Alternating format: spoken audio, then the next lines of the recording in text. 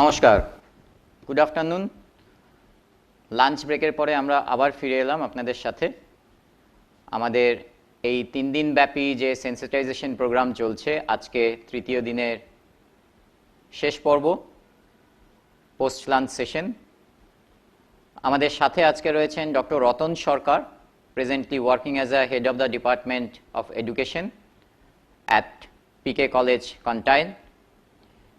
Doctor Sarkar অত্যন্ত কম বয়সে অনবদ্য তার যে contribution in the field of disabilities and education, তা সত্যি প্রশংসনীয়।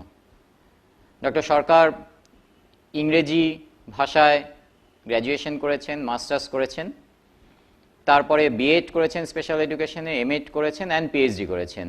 বিএড কমপ্লিট করেছেন তিনটে জায়গায় তিনি বিএড, এমএড এবং পিএইচডি করেছেন। বিএড করেছেন যাদবপুর ইউনিভার্সিটি থেকে, এমএড করেছেন রামকৃষ্ণ মিশন ইউনিভার্সিটি থেকে এবং পিএইচডি করেছেন পন্ডিচেরি ইউনিভার্সিটি থেকে। এই এত কম বয়সেই অত্যন্ত অভিজ্ঞতার সাথে উনি নানা রকম বই লিখে ফেলেছেন। তার মধ্যে একটি উল্লেখ না করে আমি পারছি না, সেটি হচ্ছে inclusive education for person with disabilities, a methodical guide book. আপনারা পরবর্তীকালে হয়তো সেটাকেও আপনাদের গাইডবুক হিসাবে কাজে লাগাবেন। বিভিন্ন সময় আমরা যে এই ইনক্লুসিভ এডুকেশনের কথা বারে বারে বলছি, যে কিভাবে আমরা ছাত্রছাত্রীদের ক্লাসে নিয়ে আসব, আপনাদের সহযোগিতা একান্ত কাম্য। সেটা না হলে কিন্তু এই প্রোগ্রামের সাফল্য কোনোদিনই আসবে না, সমাজ এগিয়ে আসবে না।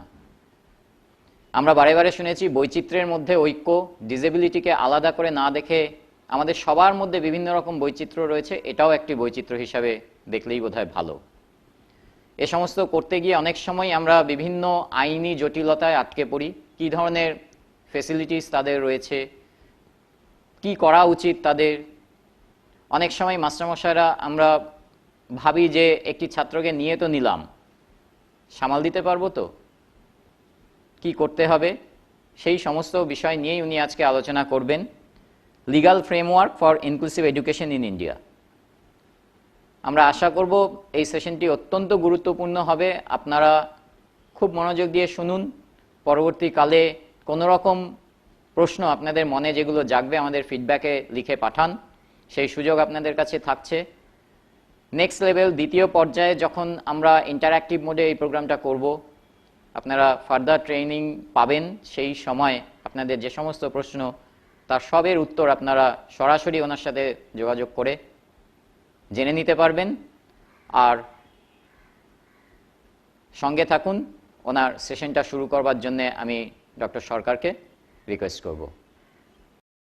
গুড আফটারনুন অ্যান্ড নমস্কার। আমি ডক্টর রতন সরকার। আমি প্রথমে ধন্যবাদ জানাই ডক্টর অভিজিৎ কর স্যারকে এত সুন্দর একটা ইন্ট্রোডাকশন দেওয়ার জন্য। আই হোপ দ্যাট এতটা না বললেও হতো। সো আজকে যেটা মেন বিষয়, যে বিষয়টির উপরে আমাকে বলতে বলা হয়েছে, সেটা একটা খুব ইম্পর্টেন্ট বিষয়। সেটা হচ্ছে legal framework for inclusive education for persons with disabilities in India. Basically আমি আমার আজকের প্রেজেন্টেশনটি 3টে ফেজে বলবো। সেটা হচ্ছে প্রথম ফেজ, যেখানে আমি চেষ্টা করব ইনক্লুসিভ এডুকেশন কী এবং ডিসেবিলিটি এবং এক্সক্লুশন কী করে কীভাবে কাজ করছে সেটা সম্পর্কে একটু আলোকপাত করব। সেকেন্ড ফেজে আমি যেটা বলবো সেটা হচ্ছে landmarking act, that is rehabilitation council of India act that came into existence in 1992, সেটা সম্পর্কে, সেটা কীভাবে একটা রেগুলেটরি বডি হিসেবে কাজ করছে, একটা অ্যাক্ট হিসেবে কাজ করছে ইনক্লুসিভ এডুকেশনকে ইমপ্লিমেন্ট করার জন্য।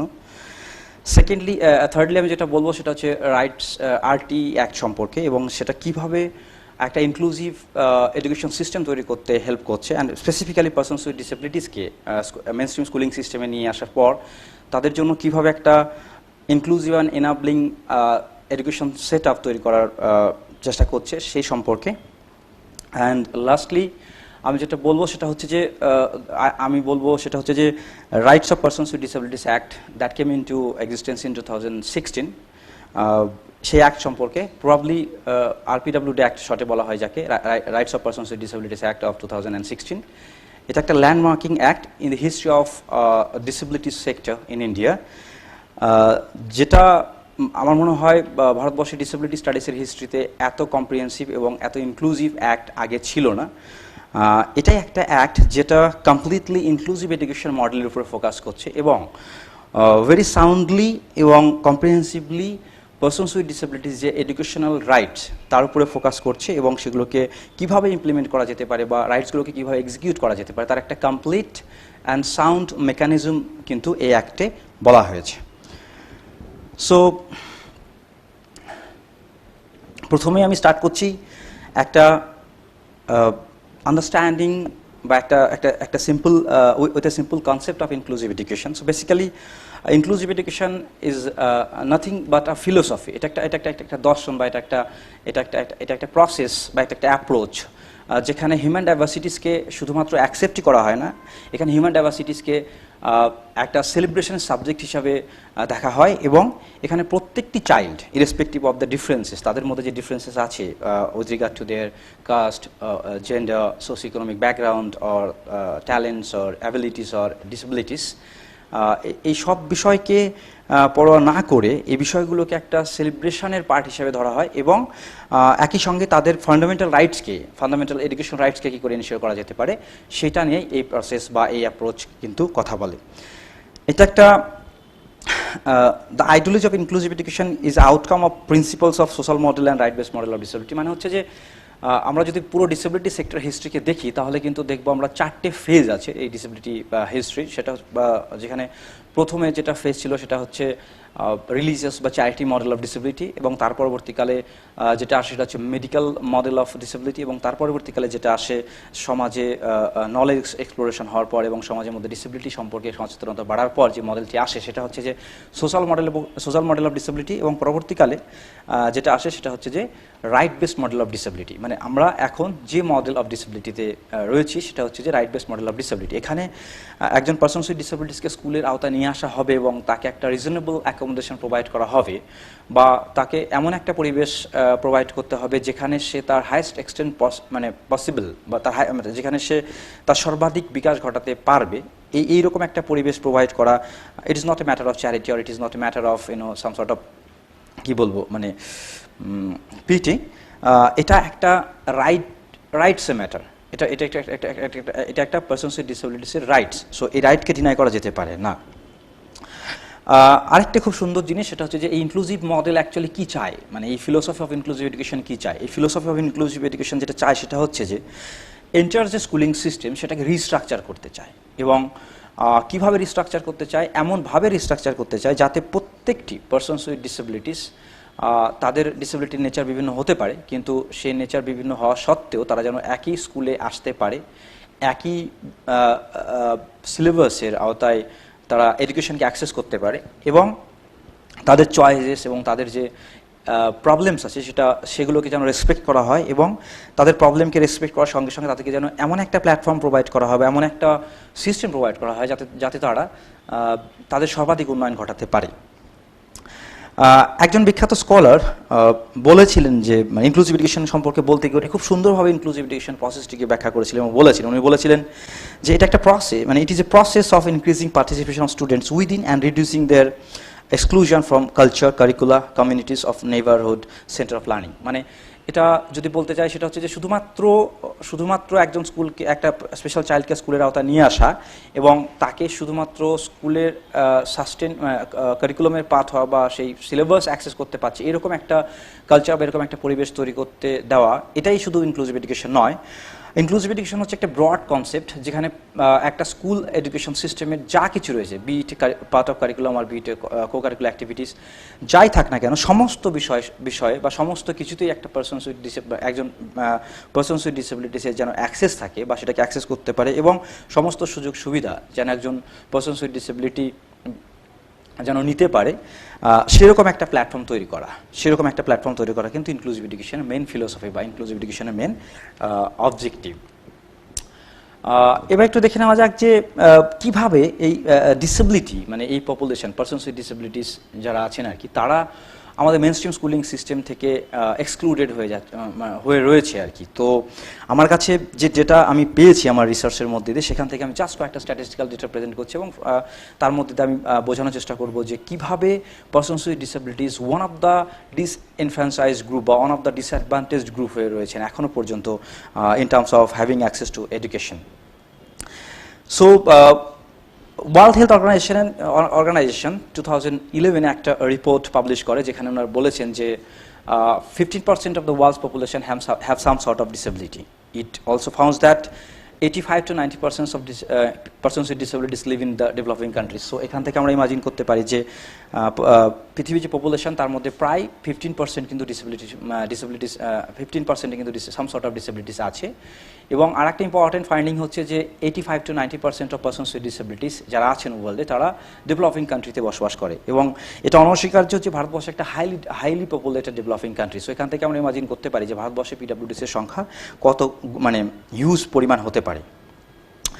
এবং আরেকটা স্টাডিতে দেখা যাচ্ছে যে many children with disabilities including those who have difficulty with learning, speech, cognition, hearing, seeing, mobility and emotional aspects are likely to have never attended schools. মানে ওয়ার্ল্ড ব্যাংক একটা স্টাডি করে এবং তার রিপোর্ট পাবলিশ হয় 2007, এবং সেখানে দেখাচ্ছে যে এই চিলড্রেন উইথ ডিসেবিলিটি যারা আছে, যাদের মধ্যে বিভিন্ন রকম প্রবলেম আছে, শোনার ক্ষেত্রে প্রবলেম হতে পারে, কগনিশনের প্রবলেম হতে পারে, স্পিচ বা ল্যাঙ্গুয়েজে প্রবলেম হতে পারে, বা ইমোশনাল ক্ষেত্রে যাদের প্রবলেম আছে, এরকম যারা চাইল্ড তারা প্রায় স্কুল অ্যাটেন্ড করেনি বললেই চলে। ম্যাক্সিমাম ক্ষেত্রে তারা স্কুল অ্যাটেন্ড করতে পারে না। এগেইন ইন 2008 ওয়ার্ল্ড ব্যাংকের আরেকটা স্ট্যাটিস্টিক্স বলছে যে ডেভেলপিং কান্ট্রিগুলোর মধ্যে including India less than 5% of children with disabilities completed primary education, school education. So this is a alarming statistics actually. এটা খুবই শকিং একটা স্ট্যাটিস্টিক্স, যেখানে বলছে যে 5%-এর নিচে পারসনস উইথ ডিসেবিলিটিস বা চিলড্রেন উইথ ডিসেবিলিটিস শুধুমাত্র প্রাইমারি স্কুল এডুকেশন কমপ্লিট করতে পেরেছে ডেভেলপিং কান্ট্রিগুলোতে, এবং ইন্ডিয়া হচ্ছে one of the developing country. Scenario এখানেও প্রায় অলমোস্ট সেম। আরেকটা সুন্দর রিসার্চ স্টাডি যেটা আমার চোখে আসে এবং যেখান থেকে আমি একটা ইম্পর্টেন্ট ফাইন্ডিংস পাই, যেটা বলছে যে it was estimated that the number of children with disabilities under the age of 18 years around the world varies from 120 to 150 million, and a huge portion of them in many countries throughout the world either do not receive any form of education, or if they do, it is of inappropriate quality. Means রিচলারের একটা স্টাডিতে দেখেছিলেন উনি যে 18 বছরের নিচে বা 18 বছর বয়সের নিচে যে সমস্ত চাইল্ড পারসনস উইথ ডিসেবিলিটিস রয়েছে বা চাইল্ড ডিসেবিলিটিস রয়েছেন, তাদের সংখ্যাটা হিউজ, এবং ম্যাক্সিমাম কান্ট্রিতে তাদের একটা হিউজ পোর্শন কোনো রকম এডুকেশনই পায় না, এবং যদিও পেয়ে থাকে তাহলে সেই এডুকেশন কিন্তু অ্যাপ্রোপ্রিয়েট কোয়ালিটির নয় বা কোয়ালিটেটিভ ইন নেচারের নয়, মানে ইনঅ্যাপ্রোপ্রিয়েট কোয়ালিটি এডুকেশন তারা পেয়ে থাকে। So this is also kind of alarming statistics. যাই হোক, পরবর্তীকালে দেখা যায় যে এডুকেশন মানে providing education, quality inclusive education to children with disabilities, persons with ডিসেবিলিটিসকে ইনক্লুসিভ এডুকেশন প্রোভাইড করা একটা আনডিনায়েবল রেসপন্সিবিলিটি হয়ে দাঁড়ায় গভর্নমেন্টের ক্ষেত্রে এবং এস্টাবলিশমেন্টের ক্ষেত্রে। এবং অ্যারাউন্ড দ্য ওয়ার্ল্ড প্রায় প্রত্যেকটা কান্ট্রি মানে পারসনস উইথ ডিসেবিলিটিসকে মেন স্ট্রিম স্কুলিং সিস্টেমে নিয়ে আসার জন্য ইচ্ছে প্রকাশ করে, এবং বিভিন্ন ইনিশিয়েটিভ তারা এই কনটেক্সটে নিয়েছিলেন। ভারতবর্ষ বা গভর্নমেন্ট অফ ইন্ডিয়াও এক্সেপশনাল নয়। গভর্নমেন্ট অফ ইন্ডিয়ার হিস্ট্রি মানে গভর্নমেন্ট অফ ইন্ডিয়ার যদি মুভ দেখা যায় ডিসেবিলিটি পপুলেশনকে স্কুলের আওতায় নিয়ে আসার জন্য, তাহলে কিন্তু দেখা যাবে যে government of India has also taken several initiative to bring those children into the main stream schooling system. এটা কিন্তু দেখা যায়। পাশে যে ছবিটি আছে সেখানে সেটা যদি একটুখানি আমরা পর্যবেক্ষণ করি, তো এখানে দেখা যাবে যে সিন্স 1974 থেকে গভর্নমেন্ট অফ ইন্ডিয়া ভীষণ সুন্দরভাবে এবং ভীষণ র্যাডিক্যালভাবে কিন্তু এই পারসনস উইথ ডিসেবিলিটিসকে মেইন স্ট্রিম স্কুলিং সিস্টেমে নিয়ে আসার প্রচেষ্টা করতে থাকে। কখনো বিভিন্ন স্কিম, বিভিন্ন পলিসি, বিভিন্ন অ্যাক্ট, বিভিন্ন প্রোগ্রামস লঞ্চের মধ্যে দিয়ে এবং সেগুলোকে এক্সিকিউট করার মধ্যে দিয়ে। সো 1974-এ government of India launched that IDC, integrated education for children with disabilities, এর মধ্যে দিয়ে স্কুলমুখী করার চেষ্টা করেন, এবং পরবর্তীকালে government of India again RCI act নিয়ে আসেন ইন 1992, যেখানে কিন্তু এক্সক্লুসিভলি একটা বডি তৈরি হয় রিভলিউশন কাউন্সিল অফ ইন্ডিয়া এই অ্যাক্টের উপরে বেস করে, যার মেন কাজ হচ্ছে এই পারসনস উইথ ডিসেবিলিটিসের এডুকেশনকে এগিয়ে নিয়ে যাওয়ার জন্য বা পারসনস উইথ ডিসেবিলিটিসকে ট্রেন করার জন্য যে বিভিন্ন এডুকেশন বা বিভিন্ন প্রোগ্রাম সেই বিষয়গুলোকে প্রণয়ন করা এবং পারসনস উইথ ডিসেবিলিটিসকে ট্রেন করার জন্য যে প্রফেশনাল থাকবেন, সেটা স্পেশাল এডুকেটর হোক বা আরও যারা প্রফেশনাল আছে তারা যে প্রফেশনালগুলো হবেন, তারা কিভাবে ট্রেনিং পাবে, কেমন ধরনের প্রোগ্রাম তারা অ্যাটেন্ড করবেন এবং কীভাবে তার কমপ্লিট স্ট্রাকচার নিয়ে আসা কিন্তু এই বডির কাজ হয়। পরবর্তীকালে গভর্নমেন্ট অফ ইন্ডিয়া আরও কিছু ইনিশিয়েটিভ নেয়, যেমন ডিপিইপির মধ্যে দিয়ে দেন এসএসের মধ্যেও একটা সাব স্কিম নিয়ে আসে আইডিসি, এবং পরবর্তীকালে এসএসের পরে যেটা 1991-এ নিয়ে আসে, সেটা ন্যাশনাল ট্রাস্ট অ্যাক্ট। এখানেও পারসনস উইথ ডিসেবিলিটিসকে এম্পাওয়ার করা হয় এবং তাদের রাইটসের কথা বলা হয়, এবং পরবর্তীকালে কম্প্রিহেনসিভ অ্যাকশন প্ল্যান ইন 2005, এখানেও again government of India persons with ডিসেবিলিটিসকে যাতে স্কুলের আওতা নিয়ে আসা যায় এবং তাদের রাইটসকে, বেসিক রাইটসকে সেফগার্ড করা যায় তার জন্য ইনিশিয়েটিভ নেন। এগিন ইন 2006 গভর্নমেন্ট অফ ইন্ডিয়া যেটা করেন সেটা হচ্ছে national policy for persons with disabilities নিয়ে আসে, যেখানে খুব কম্প্রিহেন্সিভলি পারসনস উইথ ডিসেবিলিটিস এডুকেশনের উপরে কিন্তু দৃষ্টিপাত করা হয়। পরবর্তীকালে এসএসএ এবং আইটিসি এর সাকসেস রেট খুব হাই হওয়ার ফলে এদেরকে এলিমেন্টারি লেভেল থেকে যখন সেকেন্ডারি লেভেলে নিয়ে যাওয়া হবে, স্কুলিং লেভেলে যখন নিয়ে যাওয়া হবে, তার নিড গভর্নমেন্ট অফ ইন্ডিয়ার সামনে অ্যারাইজ করে, এবং এই নিডকে মিট করার জন্য গভর্নমেন্ট অফ ইন্ডিয়া যেটা করে, যেমন নর্মাল চাইল্ডের জন্য রাষ্ট্রীয় মাধ্যমিক শিক্ষা অভিযান নামক একটি প্রোগ্রামকে লঞ্চ করে, এবং তার আন্ডারে যেটা আরেকটি scheme government of India launch করে সেটা হচ্ছে DSS, inclusive education for disabled at secondary stage of schooling. এবং এই স্কিম বা এই প্রজেক্টের মেন উদ্দেশ্যই ছিল যে পারসনস উইথ ডিসেবিলিটি যারা সাকসেসফুলি এলিমেন্টারি এডুকেশনকে কমপ্লিট করেছে তাদেরকে সেকেন্ডারি এডুকেশনে যেন নিয়ে আসা যায় এবং তারা যেন সাকসেসফুলি সেকেন্ডারি এডুকেশন কমপ্লিট করতে পারে।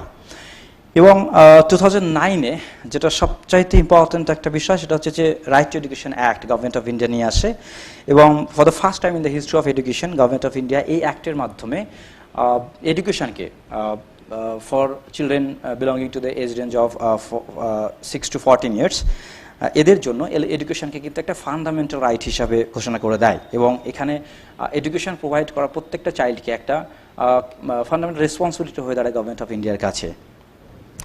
সো এইভাবে আমরা যদি দেখি তাহলে দেখা যাবে যে 1974 থেকে কিন্তু government of India persons with ডিসেবিলিটিসকে মেইনস্ট্রিম স্কুলের আওতায় নিয়ে আসার জন্য এবং তাদের জন্য একটা ইনক্লুসিভ সেট আপ বা এনাবলিং সেট আপ তৈরি করার জন্য কিন্তু বিভিন্ন ইনিশিয়েটিভ নেয় in terms of coming up with some sort of policy, legislation or program বা বিভিন্ন অ্যাফার্মেটিভ অ্যাকশন।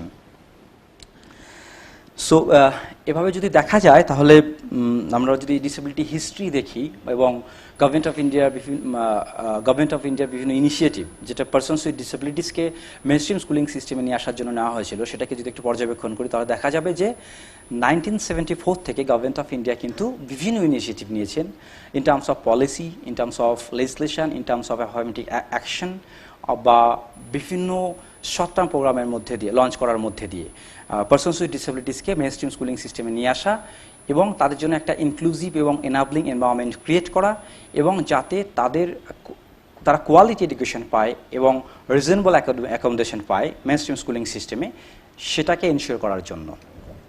সো বাট আমার মনে হয় প্রেজেন্ট কনটেক্সটে দাঁড়িয়ে যে এখন যদি আমরা জানতে চাই যে legal framework for inclusive education of persons with disabilities in India, মানে ইনক্লুসিভ এডুকেশনকে ইমপ্লিমেন্ট করার জন্য যে লিগাল ফ্রেমওয়ার্ক রয়েছে গভর্নমেন্ট অফ ইন্ডিয়ার তরফ থেকে, সেটাকে যদি আমরা একটু বিশদভাবে জানতে চাই তাহলে আমার মনে হয় 3টি অ্যাক্টকে জানা আমাদের খুবই প্রয়োজন এই মুহূর্তে দাঁড়িয়ে। সেগুলো হচ্ছে এক, rehabilitation council of India act of 1992, second হচ্ছে right to education act of 2009, and the third and the latest one, that is Rights of Persons with Disabilities Act of 2016. So আমি জাস্ট সংক্ষেপে RCI, Rehabilitation Council of India Act সম্পর্কে একটুখানি বলবো এবার। So initially the Rehabilitation Council of India এটা establish হয়েছিল as একটা registered society হিসাবে 1986 এবং সেপ্টেম্বর 1992-তে এটি অ্যাক্টে পরিণত হয় এবং পার্লামেন্টের দ্বারা এটি অ্যাক্টে পরিণত হয় এবং এর উপরে বেস করেই 1993-তে government of India RCI establish করে অ্যাজ এ স্ট্যাচুটরি বডি এবং এই RCI সমস্ত ডিসেবিলিটি সংক্রান্ত বিভিন্ন কোর্স, বিভিন্ন প্রফেশনাল তৈরি করা এবং সেই প্রফেশনালদের তৈরি করতে গেলে যে সিলেবাস, যে কোর্স থাকবে, তার যে সিলেবাস থাকবে, তার যে স্ট্যান্ডার্ড থাকবে এবং সেই কোর্সকে পড়ানোর জন্য যে প্রফেশনাল থাকবে তাদের যে স্ট্যান্ডার্ড বা এলিজিবিলিটি ক্রাইটেরিয়া এই সমগ্র বিষয় সম্পর্কে সিদ্ধান্ত নেওয়ার ক্ষমতা পেয়ে থাকেন। এবং এই অ্যাক্ট এই কাউন্সিলকে যে সমস্ত পাওয়ারগুলো দেয়, যে ক্ষমতা দেয়, সেগুলোর মধ্যে হচ্ছে উল্লেখযোগ্যগুলি হচ্ছে এরকম: give syllabus formation পাওয়া, মিনস এই অ্যাক্টের দ্বারাই এই কাউন্সিল পিডাব্লিউডিসের জন্য যে বিভিন্ন কোর্সেস থাকবে বা পিডাব্লিউডিসকে পড়াতে, পার্সনস উইথ ডিসেবিলিটিসকে পড়াতে গেলে যে প্রফেশনাল থাকবে তাদের জন্য যে বিভিন্ন কোর্সেস থাকবে তার সিলেবাস কেমন হবে সেটাকে তৈরি করার ক্ষমতা কিন্তু এরা পায়। এবং পরবর্তীকালে নেক্সট হচ্ছে রেজিস্ট্রেশন মেনটেনিং। এই কোর্সগুলো কমপ্লিট করার পর যে প্রফেশনাল তৈরি হচ্ছে রিহ্যাবিলিটেশন সেক্টরে বা ডিসেবিলিটি সেক্টরে, তাদের একটা কমপ্লিট রেজিস্ট্রেশন মেনটেন করা এবং বিভিন্ন সেক্টরে রেজিস্ট্রেশন মেনটেন করা, এটা একটা দায়িত্ব হয়ে দাঁড়ায় এই কাউন্সিলের। নেক্সট হচ্ছে action taking against the mal practices, মানে ডিসেবিলিটি সেক্টরে যখন বিভিন্ন কাজ হয়, ফর এক্সাম্পল কোন প্রফেশনাল পড়াবেন, কোন প্রফেশনাল অ্যাসেসমেন্ট করবেন, কোন প্রফেশনাল আইডেন্টিফিকেশন করবেন, কোন প্রফেশনাল সার্টিফাই করবেন পারসনস উইথ ডিসেবিলিটিসকে বিভিন্নভাবে, তা কিন্তু নির্ধারিত হয়ে যায়। এবং কারা সেটা করবেন তার জন্য একটা স্ট্যান্ডার্ড কিন্তু তৈরি করে রিহ্যাবিলিটেশন কাউন্সিল অফ ইন্ডিয়া এই স্ট্যাচুটরি বডি। এবং সেটা ঠিকঠাকভাবে এক্সিকিউট হচ্ছে কিনা বা রাইট প্রফেশনালের দ্বারা রাইট প্র্যাকটিস হচ্ছে কিনা সেটাও কিন্তু দেখেন বা পর্যবেক্ষণ করে এই particular council. At the same time disabilities related যে বা রিহ্যাবিলিটেশন রিলেটেড যে কোর্সেসগুলো রান করা হয়, সেই কোর্সেস রান করার জন্য যে ইনস্টিটিউট, তাদের কি প্যারামিটার হবে, তাদের কী ধরনের ইনফ্রাস্ট্রাকচার হবে বা কী ধরনের গঠন হবে, কোন ধরনের প্রফেশনাল সেই কোর্সেসগুলো পড়ানোর ক্ষেত্রে রেসপন্সিবল হবে বা এলিজিবল হবে, সেই সংক্রান্ত বিষয়কে কিন্তু দেখাশোনা করার দায়িত্ব থাকে এই কাউন্সিলের ওপরে। এবং তারা খুব স্ট্যান্ডার্ড মেনটেন করে এই ক্ষেত্রে। এবং একটা ইনস্টিটিউট এই কোর্সগুলো রান করতে পারবে কি পারবে না তার জন্য রেকগনিশন দেওয়ার যে ক্ষমতা সেটাও কিন্তু এই কাউন্সিলই দিয়ে থাকে। নেক্সট হচ্ছে special education training to provide training to special teacher, মানে যারা স্পেশাল টিচার, যারা একটা পার্টিকুলার বিএড বা MEd programme, special MEd programme করার পর যে সমস্ত স্পেশাল এডুকেটর তৈরি হচ্ছেন, তারা সার্ভিসে আসার পর তাদের প্রফেশনাল কোয়ালিফিকেশনকে বা তাদের প্রফেশনাল স্কিলকে বাড়ানোর জন্য আর কী ধরনের ইন সার্ভিস ট্রেনিং প্রোগ্রাম নেবেন সেটাও কিন্তু ডিসাইডেড হয় এই পার্টিকুলার কাউন্সিলের দ্বারা। নেক্সট, এর কিছু অবজেক্টিভ থাকে এই কাউন্সিলের। অবজেক্টিভগুলো হচ্ছে এরকম: to regulate the training policies and programs in the field of rehabilitation of PWDs. So persons with ডিসেবিলিটিসের জন্য যে ট্রেনিং প্রোগ্রাম হয়, তার যে মডিউল বা তার যে পলিসিস তৈরি হয়, সেগুলোকে রেগুলেট করা কিন্তু এই কাউন্সিলের দায়িত্ব বা এই কাউন্সিলের অবজেক্টিভ। নেক্সট হচ্ছে to set and improve the standardization of training courses of professional dealing with the PWDs, মানে যে কোর্সেসগুলো রান করা হচ্ছে বা যে ট্রেনিং প্রোগ্রামগুলো রান করা হচ্ছে তার স্ট্যান্ডার্ড কেমন হবে, তার ক্রাইটেরিয়া কী হবে বা তার কোয়ালিটি কেমন হবে, এবং সেটাকে কী করে ইমপ্রুভ করা যেতে পারে সেই বিষয়ে সিদ্ধান্ত নিয়ে থাকে কিন্তু, বা সেই বিষয়ে সিদ্ধান্ত গ্রহণ করা কিন্তু এই কাউন্সিলের আরেকটি উল্লেখযোগ্য অবজেক্টিভ। তারপর এটা যেটা করে সেটা হচ্ছে to prescribe minimum standards of education and training of various categories of professional dealing with the PWDs. Persons with ডিসেবিলিটিসকে ডিল করতে গেলে বিভিন্ন প্রফেশনাল দরকার, ফর এক্সাম্পল সাইকোলজি দরকার, রিহ্যাব প্রফেশনাল, স্পেশাল এডুকেটর দরকার, কাউন্সিলর দরকার, মেডিকেল অডিওলজিস্ট দরকার, speech language therapist দরকার, ফিজিওথেরাপিস্ট দরকার, অকুপেশন থেরাপিস্ট দরকার। সো বিভিন্ন প্রফেশনাল দরকার হয়ে পড়ে। এবং এই প্রফেশনালদের এই প্রফেশনে আসার জন্য কোন কোর্স কমপ্লিট করতে হবে বা তাদের স্ট্যান্ডার্ড কী হবে বা তাদের কী ধরনের এলিজিবিলিটি ক্রাইটেরিয়া তাদের মধ্যে থাকতে হবে সেই সম্পর্কে কিন্তু রুলস অ্যান্ড রেগুলেশন ফর্ম করে এই পার্টিকুলার কাউন্সিল। তার সঙ্গে এটা আরেকটা যেটা করে সেটা হচ্ছে যে এই কোর্সেসগুলো রান করার জন্য যে সমস্ত ইনস্টিটিউট বা অর্গানাইজেশন বা ইউনিভার্সিটিস রয়েছে বা কলেজ আছে বা ইনস্টিটিউট অফ হায়ার এডুকেশন আছে, তাদেরকে রেকগনিশন দিয়ে থাকে এই পার্টিকুলার কাউন্সিল। এবং তাদের স্ট্যান্ডার্ড মেনটেন করা, তারা ঠিকঠাক সেই কোর্সগুলো কোয়ালিটি এনশিওরের মধ্যে দিয়ে অফার করছে কিনা সেটাকে দেখাশোনার দায়িত্বও কিন্তু থাকে এই পার্টিকুলার কাউন্সিলের উপরে। এছাড়াও এর আরেকটি উল্লেখযোগ্য দিক আছে বা অবজেক্টিভ আছে, সেটা হচ্ছে যে ডিসেবিলিটিস এবং রিহ্যাবিলিটেশন ফিল্ডে রিসার্চকে প্রমোট করা এবং নিত্য নতুন যে প্রবলেমগুলো অ্যারাইজ হচ্ছে in the field of disability or rehabilitation science or in the rehabilitation profession, সেই ইস্যুসগুলোকে নিয়ে ডিপলি স্টাডি করা এবং সেই ইস্যুসগুলোকে কী করে অ্যাড্রেস করা যেতে পারে বা সেই প্রবলেমগুলোকে কী করে সলভ করা যেতে পারে সেই সংক্রান্ত রিসার্চকে প্রমোট করা কিন্তু এই কাউন্সিলের আরেকটি উল্লেখযোগ্য দিক। এর কিছু ইম্পর্টেন্ট ফাংশন আছে সেগুলো হচ্ছে এরকম যে recognition of the qualification granted by university in India for rehabilitation professional. So rehabilitation professional হতে গেলে যে ডিগ্রি বা যে কোয়ালিফিকেশন বা যে কোর্সেসগুলো কমপ্লিট করতে হবে সেই কোর্সের রেকগনিশন কিন্তু এই কাউন্সিল দিয়ে থাকে। নেক্সট হচ্ছে withdrawal of recognition. For example যদি কোনো ইনস্টিটিউট রিহ্যাব প্রফেশনাল তৈরি করার ক্ষেত্রে কোনো কোর্সেস রান করছে after getting recognition from this council, এবং তারপরে যদি তারা সেই কোর্সের স্ট্যান্ডার্ড ঠিকঠাক মেনটেন না করতে পারে তাহলে কিন্তু সেই রেকগনিশনকে তারা উইথড্র করতে পারে। এই ক্ষমতাও কিন্তু এই পার্টিকুলার কাউন্সিলের আছে এবং এটা তাদের একটা ফাংশন। যে ধরনের কোয়ালিটি বা ট্রেনিং বা research work in the field of disability বা রিহ্যাবিলিটেশন করা হচ্ছে বিভিন্ন ইনস্টিটিউট দ্বারা, যেগুলো আরসিআইয়ের আন্ডারে আসে, তার কোয়ালিটি ঠিকঠাক না হলে বা সেগুলোকে ডিসকন্টিনিউ করানো এবং তার বা সেই কোর্স যে কোর্সগুলো রান করা হচ্ছে বা যে রিসার্চের কাজ করা হচ্ছে সেই রিসার্চ কাজের কোয়ালিটি কী হবে বা সেই কোর্সের কোয়ালিটি কী হবে তার মিনিমাম স্ট্যান্ডার্ড সেট করা কিন্তু এই কাউন্সিলের আরেকটি উল্লেখযোগ্য দিক। ইন অ্যাডিশন টু দ্যাট, এটা যেটা করে সেটা হচ্ছে যে recognition of qualification granted by institute outside of India. For example, ভারতবর্ষের বাইরে থেকে বিভিন্ন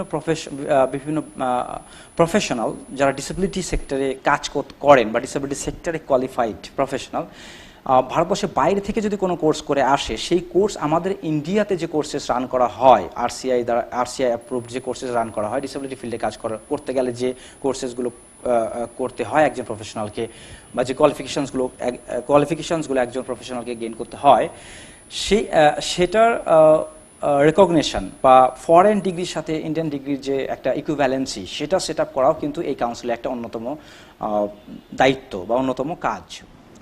আমরা যদি এভাবে দেখি রিহ্যাবিলিটেশন কাউন্সিল অফ ইন্ডিয়ার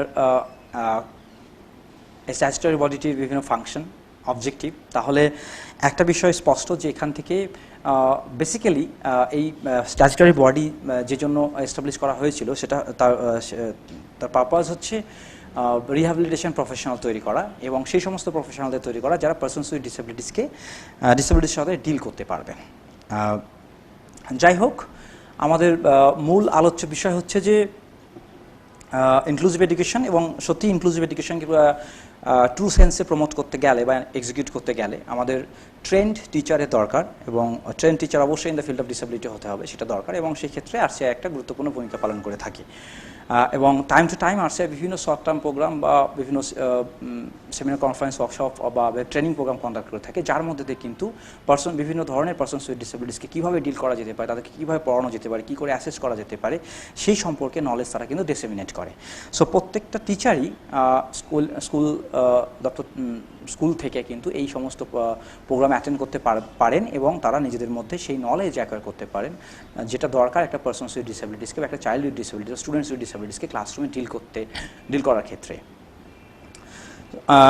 এবার আমরা একটু দেখে নিই আমাদের 2009-এ গভর্নমেন্ট অফ ইন্ডিয়া যে ল্যান্ডমার্কিং লেজিসলেশন নিয়ে আসে, ল্যান্ডমার্কিং অ্যাক্ট যেটা নিয়ে আসে, সেটা হচ্ছে যে rights of children to free and compulsory education act. So আমরা যদি দেখি এই অ্যাক্টে কী করে এলো, তাহলে আমরা বুঝতে পারবো যে এর ইম্পর্টেন্স কতটা।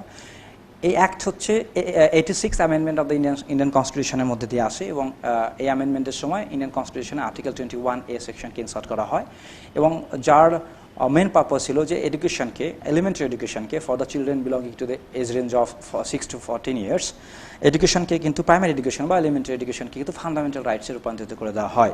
অর্থাৎ প্রত্যেকটি child irrespective of their caste, creed, color, socio-economic status or gender or disabilities or abilities, যে এডুকেশন পাবে একটা ইনক্লুসিভ সেট আপে বা একটা মেনস্ট্রিম সেট আপে, সেটা একটা ফান্ডামেন্টাল রাইট হয়ে দাঁড়ায়।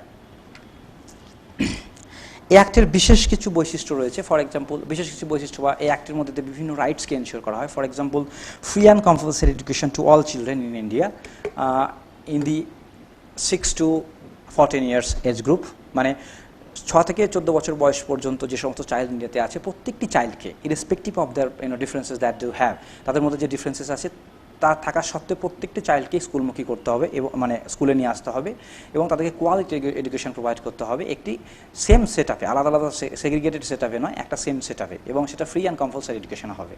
পারসনস উইথ ডিসেবিলিটি বা চিলড্রেন উইথ ডিসেবিলিটিসরাও কিন্তু এক্ষেত্রে এক্সেপশনাল ছিল না, তাদেরকেও কিন্তু এই অ্যাক্টের আওতায় নিয়ে আসা হয় এবং তাদের উপর একটা স্পেশাল ফোকাস দেওয়া হয়ে থাকে।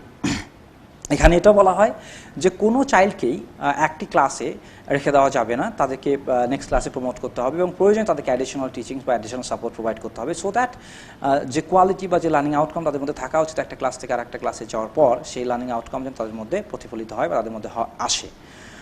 অ্যাডমিশনের ক্ষেত্রে বলা হয় যে কোনো চাইল্ডকেই কিন্তু অ্যাডমিশনের ক্ষেত্রে ডিনাই করা যাবে না, সে পারসনস উইথ ডিসেবিলিটিস হোক বা সোশিও ইকোনমিক্যালি পোর বা ব্যাকওয়ার্ড ক্লাস থেকে হোক, কোনো চাইল্ডকে কিন্তু স্কুলে অ্যাডমিশন দেওয়ার ক্ষেত্রে তার যে অ্যাডমিশন নেওয়ার যে রাইট, সেই রাইটকে ডিনাই করা যাবে না। সো অ্যাডমিশন সকলকে দিতে হবে। এখানে আরেকটি গুরুত্বপূর্ণ বিষয় বলে দেওয়া হয়, সেটা হচ্ছে যে স্টুডেন্ট এবং টিচার রেশিও কী হবে সেটা ফিক্স করে দেওয়া হয় এবং প্রত্যেকটি ক্লাস বা লেভেলে পড়াতে গেলে কী ধরনের টিচার থাকবেন বা টিচারদের কোয়ালিফিকেশান কী হবে সেটাও কিন্তু এখানে ক্লিয়ারলি বলে দেওয়া হয়। এখানে এই অ্যাক্টের মধ্যে দিয়ে আরও কিছু বিষয় গুরুত্বপূর্ণ বিষয়ে আলোকপাত করা হয়। সেগুলো হচ্ছে এরকম যে স্কুলের ইনফ্রাস্ট্রাকচারের ক্ষেত্রে একটা হিউজ পরিমাণ চেঞ্জ নিয়ে আসা এবং স্কুলে যে এডুকেশন ইম্পার্ট করা হয় সেই এডুকেশনে যে কোয়ালিটি, সেই কোয়ালিটির ইমপ্রুভমেন্ট যেন ঘটানো যায়, সেই রিলেটেড কিছু ইনিশিয়েটিভ নেওয়ার কথাও কিন্তু এখানে বলা হয়েছে। এখানে আরও বলা হয়েছে যে 25% reservation for economically disadvantage communities in admission to class 1 in all private school. এটা শুধুমাত্র গভর্নমেন্ট স্কুলের ক্ষেত্রেই অ্যাপ্লিকেবল নয়, ইভেন প্রাইভেট সেক্টর বা প্রাইভেট স্কুলের ক্ষেত্রেও কিন্তু এই অ্যাক্ট অ্যাপ্লিকেবল এবং সেক্ষেত্রে 25% রিজার্ভেশন থাকে অ্যাডমিশনের ক্ষেত্রে, মানে যারা সোশিও ইকোনমিক্যালি ব্যাকওয়ার্ড ক্লাস থেকে আসছেন ইনক্লুডিং পারসনস উইথ ডিসেবিলিটিস তাদেরকেও যে অ্যাডমিশন দিতে হয় প্রাইভেট স্কুলে, সেই বিষয়ে কিন্তু একটা রিজার্ভেশন পলিসি এই অ্যাক্টের মধ্যে দিয়ে ইন্ট্রোডিউস করা হয় এবং এটাও বলা হয় যে no screening policy will be there, মানে অ্যাডমিশন টেস্টের মধ্যে দিয়ে কোনো চাইল্ডকে একটা ক্লাসে অ্যাডমিশন দেওয়া হবে না। এই বিষয়ে বলা হয় ফাইন্যান্সিয়াল বার্ডেনের ক্ষেত্রে বলা হয় যে ফাইন্যান্সিয়াল ম্যাটার সেটা কিন্তু বোথ স্টেট এবং সেন্ট্রাল গভর্নমেন্ট দ্বারা শেয়ার্ড ওয়েতে ডিল করা হবে এবং যে স্কুল যে হবে বা যে ক্লাসরুম হবে সেটা কিন্তু ভীষণ পরিমাণে স্টুডেন্ট ফ্রেন্ডলি হবে, ডিসেবল ফ্রেন্ডলি হবে, এই বিষয়েও কিন্তু বলা হয়ে থাকে এই পার্টিকুলার অ্যাক্টে। এই পার্টিকুলার অ্যাক্ট হচ্ছে একটা ল্যান্ডমার্কিং অ্যাক্ট গভর্নমেন্ট অফ ইন্ডিয়ার তরফ থেকে। এই অ্যাক্টের মধ্যে দিয়েই কিন্তু ভারতবর্ষে শিক্ষায় মানে এলিমেন্টারি বা প্রাইমারি এডুকেশনের ক্ষেত্রে কিন্তু একটা রেভলিউশন তৈরি হয়, কারণ ম্যাক্সিমাম সংখ্যক বা প্রায় 10% স্টুডেন্ট কিন্তু চাইল্ড কিন্তু স্কুলমুখী হয় এই পার্টিকুলার অ্যাক্টের বলেই এবং স্টুডেন্টস উইথ ডিসেবিলিটিসরাও কিন্তু এর আওতায় পড়ে। যাই হোক, আজকের এই আলোচ্য বিষয় বা আজকের আমার প্রেজেন্টেশনে আমি একটা জিনিস জাস্ট ফোকাস করতে চাইছি যে এই অ্যাক্টে যখন পারসনস উইথ ডিসেবিলিটিস বা চাইল্ড উইথ ডিসেবিলিটিসের কথা বলা হয়েছিল, তখন যেটা বলা হয়েছিল সেটা হচ্ছে যে persons with disabilities act PWD act 1995-এ পারসনস উইথ ডিসেবিলিটিসের যে রাইটসের কথা বলা হয়েছে সেই সমস্ত রাইটসকে সেফগার্ড করা হবে এই অ্যাক্টের মধ্যে দিয়ে। মানে সেই অ্যাক্টের যে পারসনস উইথ ডিসেবিলিটিসের যে রাইটসের কথা বলা হয়েছিল, রাইট টু এডুকেশন অ্যাক্ট সেই পারসনস উইথ ডিসেবিলিটিসকে ডিল করার ক্ষেত্রে কিন্তু পিডব্লিউডি অ্যাক্টকে রেফার করবে, এমনই বলা হয়েছিল এই অ্যাক্টের ক্ষেত্রে। এবং পরবর্তীকালে এই অ্যাক্ট কিন্তু আবার পারসনস উইথ ডিসেবিলিটিস এবং তাদের রিলেটেড ম্যাটারকে ডিল করার ক্ষেত্রে rights of persons with disabilities act যেটা 2016-এ আসে গভর্নমেন্ট অফ ইন্ডিয়ার দ্বারা, সেটাকে রেফার করবে এরকম কিন্তু বলা হয়েছে। নাও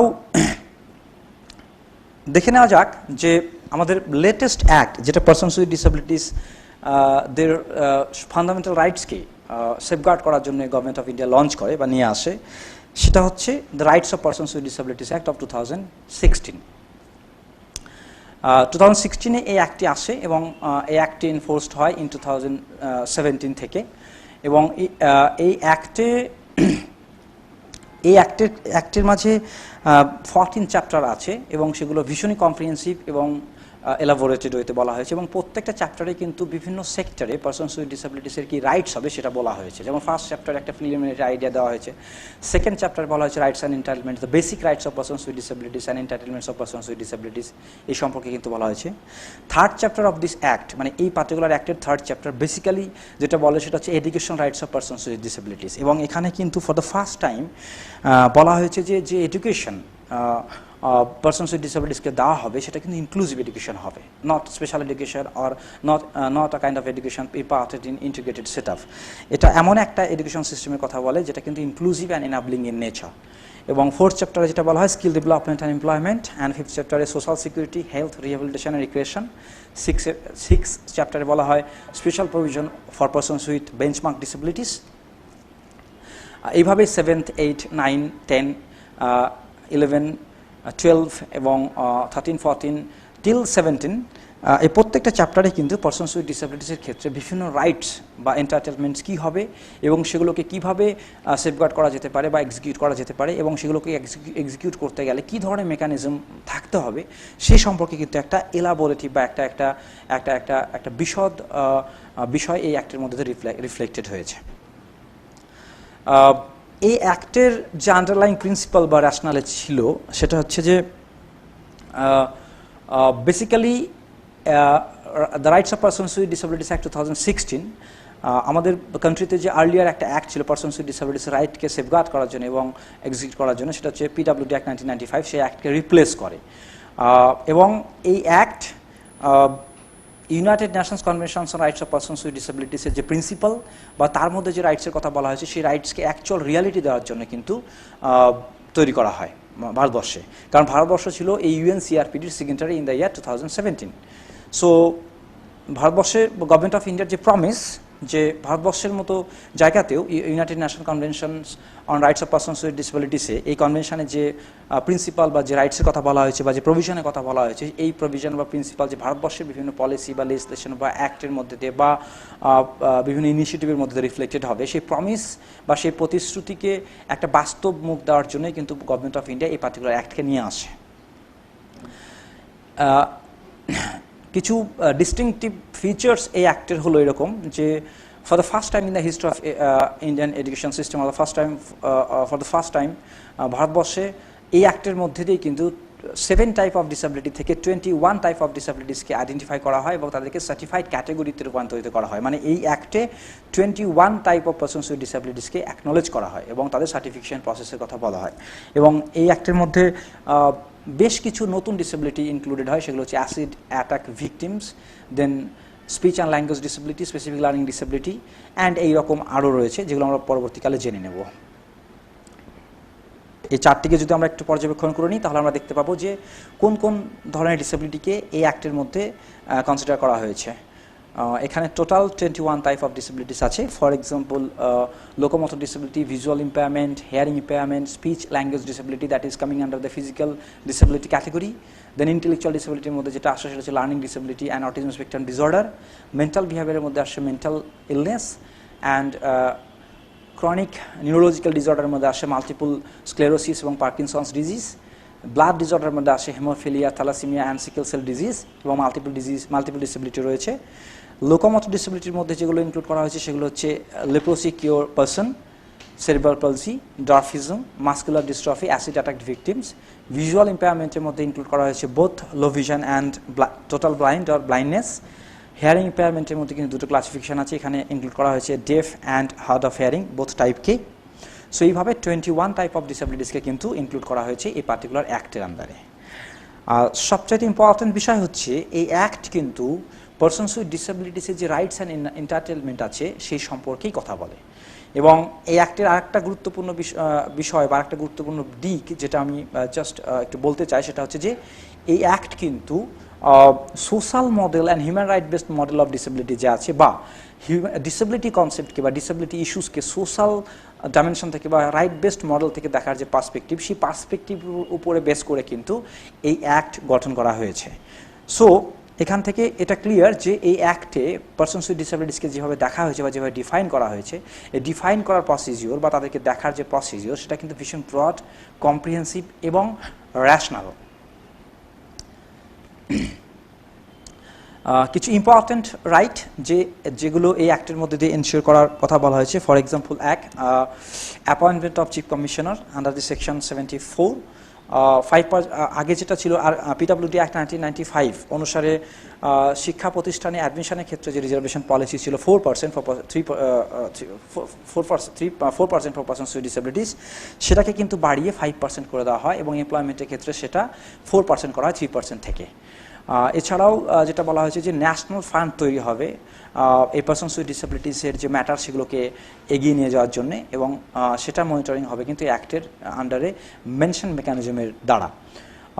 স্পেশাল কোর্ট এস্টাবলিশ করা, district wise special court establish করার কথা এই অ্যাক্টের আন্ডারে বলা হয়েছে, এবং বলা হয়েছে যে ডিসেবিলিটি রিলেটেড যে ইস্যু, সেটা এডুকেশন সেক্টর হোক বা আদার সেক্টর হোক, যেটা পারসনস উইথ ডিসেবিলিটিসের রাইটস বা এন্টাইটেলমেন্টকে হ্যাম্পার করছে বা এনশিওর করতে প্রবলেম তৈরি করছে, সেটাকে অ্যাড্রেস করার জন্য ডিস্ট্রিক্ট ওয়াইজ স্পেশাল কোর্ট এস্টাবলিশমেন্টের কথা বলা হয় কিন্তু এই rights of persons with disabilities অ্যাক্টের আন্ডারে।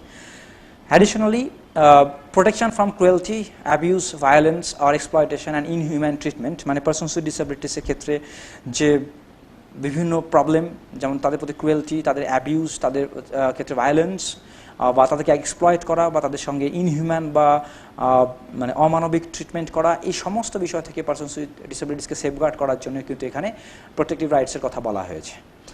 এখানে এটা ডিউটিস অফ এডুকেশনাল ইনস্টিটিউশন, একটা এডুকেশনাল ইনস্টিটিউশনে কেমন ডিউটি হবে বা এডুকেশনাল ইনস্টিটিউশনে যে বিভিন্ন স্টেক হোল্ডার আছেন, management committee, school teachers, head of the institutes বা ডিপার্টমেন্ট অফ এডুকেশন বা এস্টাবলিশড অথরিটি যারা রয়েছেন বা এস্টাবলিশড সেক্টর যারা রয়েছেন, তাদের ডিউটিস এবং রেসপন্সিবিলিটিস কী হবেন সেটা কিন্তু ভেরি ক্লিয়ারলি এই পার্টিকুলার অ্যাক্টের আন্ডারে স্পেলড আউট করা হয়েছে।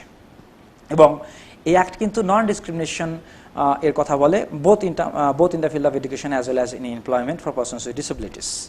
এবং এই অ্যাক্টে আরেকটি ইম্পর্টেন্ট বিষয় যেটা উল্লেখ করা হচ্ছে সেটা হচ্ছে যে free and compulsory education for all children with disabilities belonging to the age range group of 6 to 18 years, মানে 6 থেকে 18 বছর বয়সের মধ্যে যে সমস্ত চাইল্ড উইথ ডিসেবিলিটিস আসছে তাদের জন্য ফ্রি অ্যান্ড কম্পালসারি এডুকেশনের কথা কিন্তু বলা হয়েছে। এটা কিন্তু একটা খুবই ইম্পর্টেন্ট বিষয় যেটা এই পার্টিকুলার অ্যাক্টে মেনশন করা হয়েছে। এবং এডুকেশন রাইটসের কথা বলতে গিয়ে এই অ্যাক্টে আরেকটি ইম্পর্টেন্ট বিষয় উল্লেখ করা হয়েছে, সেটা হচ্ছে যে providing reasonable accommodation to each and every child with disabilities when they are coming to get education in a mainstream schooling system. মানে একটা mainstream schooling system যখন একটা পারসনস উইথ ডিসেবিলিটিস আসবে বা একটা চাইল্ড উইথ ডিসেবিলিটিস আসবেন education নিতে, তখন কিন্তু তাকে রিজনেবল অ্যাকোমোডেশন প্রোভাইড করতে হবে। রিজনেবল অ্যাকোমোডেশন কথার অর্থ হচ্ছে এই যে বিভিন্ন পারসনস উইথ ডিসেবিলিটিসের বিভিন্ন ধরনের ডিসেবলিং কন্ডিশন থাকতে পারে এবং এই ডিসেবিলিটি বা যে নেচার বা ফিচার্স তার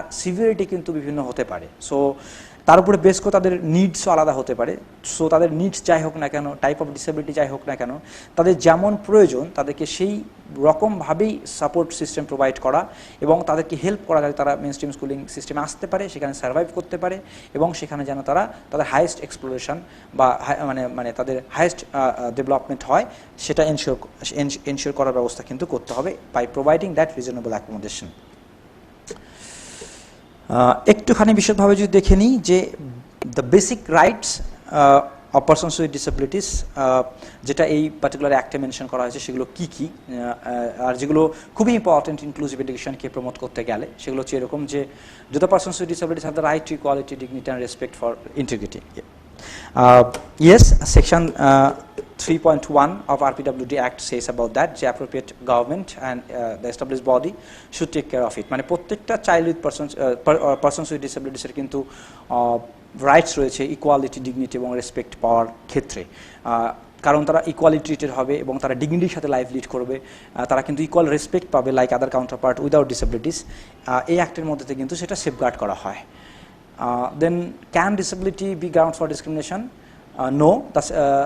The law in section 3.3 states, মানে এই যে পার্টিকুলার অ্যাক্ট তার 3.3 মানে সেকশনে বলেই দেওয়া হয়েছে যে পারসনস উইথ ডিসেবিলিটিসকে কোনো গ্রাউন্ডের বেসিসে কিন্তু ডিসক্রিমিনেট করা যাবে না ইন গেটিং এডুকেশন পাওয়ার ক্ষেত্রে।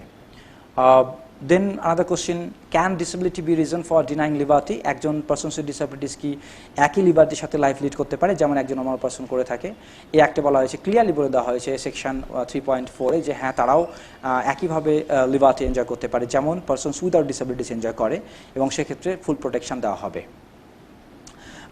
দেন এই অ্যাক্টেই বলে দেওয়া হয়েছে যে এই অ্যাক্টের সেকশন 3.5-এ বলা হয়েছে রিজনেবল অ্যাকোমোডেশনের কথা, যে যখন একটা চাইল্ড উইথ ডিসেবিলিটি একটা মেইনস্ট্রিম স্কুলিং সিস্টেমে আসে এডুকেশন পাওয়ার জন্য, তখন তাকে কিভাবে অ্যাকোমোডেট করা হবে বা কী ধরনের অ্যাকোমোডেশন প্রোভাইড করা হবে বা কী ধরনের সাপোর্ট সিস্টেম প্রোভাইড করা হবে, এই প্রশ্নের প্রসঙ্গে এই অ্যাক্ট থেকে একটা বিষয় ক্লিয়ারলি বেরিয়ে এসেছে যে পারসনস উইথ ডিসেবিলিটিসকে রিজনেবল অ্যাকোমোডেশন প্রোভাইড করতে হয়, মানে তার যতটুকু প্রয়োজন, তার যেভাবে প্রয়োজন ঠিক সেভাবেই তাকে সাপোর্ট সিস্টেম প্রোভাইড করতে হবে যাতে সে ইনক্লুড হতে পারে, সেখানে সাস্টেন করতে পারে এবং সাকসেসফুলি তার এডুকেশন কমপ্লিট করতে পারে। সিমিলারলি চিলড্রেন উইথ ডিসেবিলিটিস এবং উইমেন উইথ ডিসেবিলিটিসের ক্ষেত্রে কিন্তু এই অ্যাক্টে স্পেশালি কিছু রাইটসের কথা বলা হয়েছে, তাদের স্পেশাল কিছু প্রভিশনের কথা বলা হয়েছে, তাদের যে ফান্ডামেন্টাল রাইটস সেটাকে সেফগার্ড করার জন্যে। এইভাবে যদি আমরা দেখি তাহলে দেখা যাবে যে এই পার্টিকুলার অ্যাক্টে পারসনস উইথ ডিসেবিলিটিসের যে ফান্ডামেন্টাল রাইট, একজন রেসপেক্টেড, অ্যাকসেপ্টেড এবং ডিগনিফাইড হিউম্যান বিং হিসাবে লাইফ লিড করার ক্ষেত্রে যে ফান্ডামেন্টাল রাইটসের প্রয়োজন, সেই সমস্ত রাইটসের কথা কিন্তু এই পার্টিকুলার অ্যাক্টে বলা হয়েছে। নাও জেনে নেওয়া যাক যে rights of persons with disabilities অ্যাক্টের আন্ডারে থার্ড চ্যাপ্টার বেসিক্যালি, যেটা completely educational rights of persons with ডিসেবিলিটিসের উপরে কনসেন্ট্রেট করছে, সেখানে কী কী এডুকেশনাল রাইটসের কথা বলা হয়েছে। আমি একটু প্রথমেই বলে নিই যে এর আগে যত লেজিসলেশন ছিল গভর্নমেন্ট অফ ইন্ডিয়ার for ensuring the education of persons with disabilities, starting from RCI act or right to education act, কোথাও কিন্তু কমপ্লিটলি ইনক্লুসিভ এডুকেশনের কথা সেইভাবে বলা হয়নি, মানে যতটা ব্রড সেন্সে এই পার্টিকুলার অ্যাক্টে বলা হয়েছে। So for the first time in the history of education, Government of India দ্বারা rights of persons with disabilities act নিয়ে আসা হয় ইন 2016, এবং সেখানে থার্ড চ্যাপ্টারে, বেসিক্যালি ইন থার্ড চ্যাপ্টারে পারসনস উইথ ডিসেবিলিটিসের যে রাইটসের কথা, এডুকেশন রাইটসের কথা বলা হয়েছে, সেখানে ক্লিয়ারলি বলে দেওয়া হয়েছে যে পারসনস উইথ ডিসেবিলিটিসকে এডুকেশন প্রোভাইড করা হবে একটা ইনক্লুসিভ এবং এনাবলিং সেট আপে। সো জাস্ট টার্মটা আমার মনে হয় একটুখানি বিশদভাবে বলার প্রয়োজন আছে, সেটা হচ্ছে inclusive and enabling. Inclusive in the sense that একই স্কুলে, একই রুফে, একই ক্লাসে প্রত্যেকটা চাইল্ড উইথ ডিসেবিলিটি পড়াশোনা করবেন এবং কোনো রকম ডিসক্রিমিনেশন থাকবে না on the basis of their style of learning, rate of learning, on the basis of their differences, demographic differences or whatever it is like that. So কোনো ডিফারেন্সের বেসিসে কিন্তু তাদের মধ্যে কোনো ডিসক্রিমিনেশন থাকবে না। এটা হচ্ছে ইনক্লুসিভ, এইভাবে একটা সেট আপকে ইনক্লুসিভ করে তুলতে হবে। আর একটা হচ্ছে যে এনাবলিং সেট আপ। এনাবলিং মানে যে প্রত্যেকটা চাইল্ডের জন্য এমন একটা এনভায়রনমেন্ট বা এমন একটা স্কুলিং সিস্টেম তৈরি করতে হবে বা এমন একটা ক্লাসরুম সেট আপ তৈরি করতে হবে যেখানে প্রত্যেকটা চাইল্ডের ডিসেবিলিটিস তার নিজের প্রয়োজন অনুসারে অ্যাকোমোডেশন পাবেন এবং তার নিজের মতো করে তারা ডেভেলপ করবে।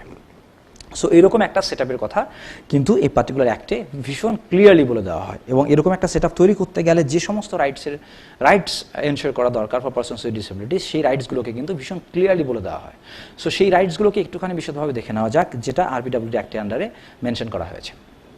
সো প্রথমেই যে প্রশ্ন ওঠে যে are all school now required to impart inclusive education for children with disabilities, মানে প্রত্যেকটা স্কুল ভারতবর্ষের ইনক্লুসিভ এডুকেশন ইম্পার্ট করবে কিনা চিলড্রেন উইথ ডিসেবিলিটিসের জন্য, এটা একটা প্রশ্ন। So to answer that question, yes, section 16 of this particular act says that any school or any institute either recognized or funded by the government of India should take initiative to ensure inclusive education for persons with disabilities. So প্রত্যেকটা school funded হোক or বা প্রত্যেকটা school বা institute funded হোক বা recognized হোক government of India দ্বারা, তারা কিন্তু সকলেই ইনক্লুসিভ এডুকেশন প্রোভাইড করবে পারসনস উইথ ডিসেবিলিটিসের জন্য, এবং এটা কিন্তু ক্লিয়ারলি এই অ্যাক্টের সেকশন 16-এ বলে দেওয়া হয়েছে, এবং অ্যাপ্রোপ্রিয়েট গভর্নমেন্ট তার জন্য প্রয়োজনীয় পদক্ষেপ নেবেন। Now question arises, what are the mainstream school required to do to ensure inclusive education? মানে আমরা যাকে মেইনস্ট্রিম স্কুল হিসেবে জানি, সেই সমস্ত মেইনস্ট্রিম স্কুলগুলো বা জেনারেল স্কুল বা নর্মাল স্কুল যেগুলো আছে, মানে নর্মাল চাইল্ডের জন্য, সেই সমস্ত স্কুল বা মেইনস্ট্রিম স্কুল কী ধরনের পদক্ষেপ নেবেন বা কী করবেন একটা স্কুলকে ইনক্লুসিভ এডুকেশন প্রোভাইড করার জন্য, basically to persons with disabilities. So the first thing that was mentioned under this particular act is that it should admit all children with disabilities without any discrimination, মানে প্রত্যেকটা চাইল্ডকে কিন্তু স্কুলে admit করতেই হবে without any discrimination on any গ্রাউন্ডগুলো কী কী হতে পারে, এজ হতে পারে, জেন্ডার হতে পারে, সোশিও ইকোনমিক ব্যাকগ্রাউন্ড হতে পারে, কাস্ট হতে পারে, কালার হতে পারে, সোশ্যাল ক্যাটেগরি হতে পারে, বা স্টাইল অফ লার্নিং হতে পারে, রেট অফ লার্নিং হতে পারে, টাইপ অফ ডিফারেন্ট ডিসেবিলিটিস হতে পারে, বা severity of different types of disabilities হতে পারে, or types of severities of different types of disabilities হতে পারে।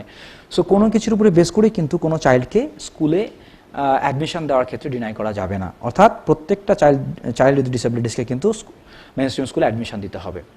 নেক্সট হচ্ছে provide education and opportunities for sports and recreational activities equally with others, মানে curricular অ্যাক্টিভিটিসের সাথে সাথে co curricular activity, for example sports and recreational activities যেগুলো হয়ে থাকে একটা বিদ্যালয়ে, সেই সমস্ত জায়গাতে বা সেই সমস্ত ক্ষেত্রে কিন্তু প্রত্যেকটা চিলড্রেন উইথ ডিসেবিলিটিসকে ইকুয়ালি পার্টিসিপেট করার জন্য সুযোগ সুবিধা দিতে হবে, এবং তার জন্য যা কিছু মডিফিকেশন বা যা কিছু চেঞ্জেস নিয়ে আসা দরকার সেটা কিন্তু নিয়ে আসতে হবে স্কুল কর্তৃপক্ষের তরফ থেকে বা এস্টাবলিশ ডিপার্টমেন্ট বা এস্টাবলিশড অথরিটির তরফ থেকে।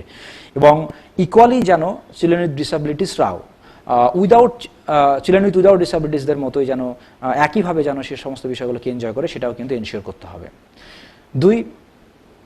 নেক্সট হচ্ছে make buildings, campuses or various facilities accessible. So first one is building, then campuses, then various facilities that are to be made accessible to persons with disabilities. So building মানে physical infrastructure, campuses বা physical infrastructure, facilities, various facilities like services that বিভিন্ন services যেটা school থেকে provide করা হয়ে থাকে প্রত্যেকটা চাইল্ডকে, সেই সার্ভিসেসগুলোকে কিন্তু অ্যাক্সেসেবল করে তুলতে হবে। অ্যাক্সেসেবল মানে সেই সার্ভিসেসগুলোকে এমনভাবে প্রোভাইড করতে হবে প্রত্যেকটা চাইল্ডকে, যাতে সেগুলো তাদের নিজের রিকোয়ারমেন্ট অনুযায়ী তারা অ্যাক্সেস করতে পারে, বা নিজের প্রবলেম থাকা সত্ত্বেও যেন তারা যেই ফরম্যাটে বা যে প্রসেস তারা সেগুলোকে অ্যাক্সেস করতে পারবে, ঠিক সেই প্রসেস বা সেই ফরম্যাটে কিন্তু সেগুলো তাদের কাছে পৌঁছে দিতে হবে। And this is the responsibility of the schools.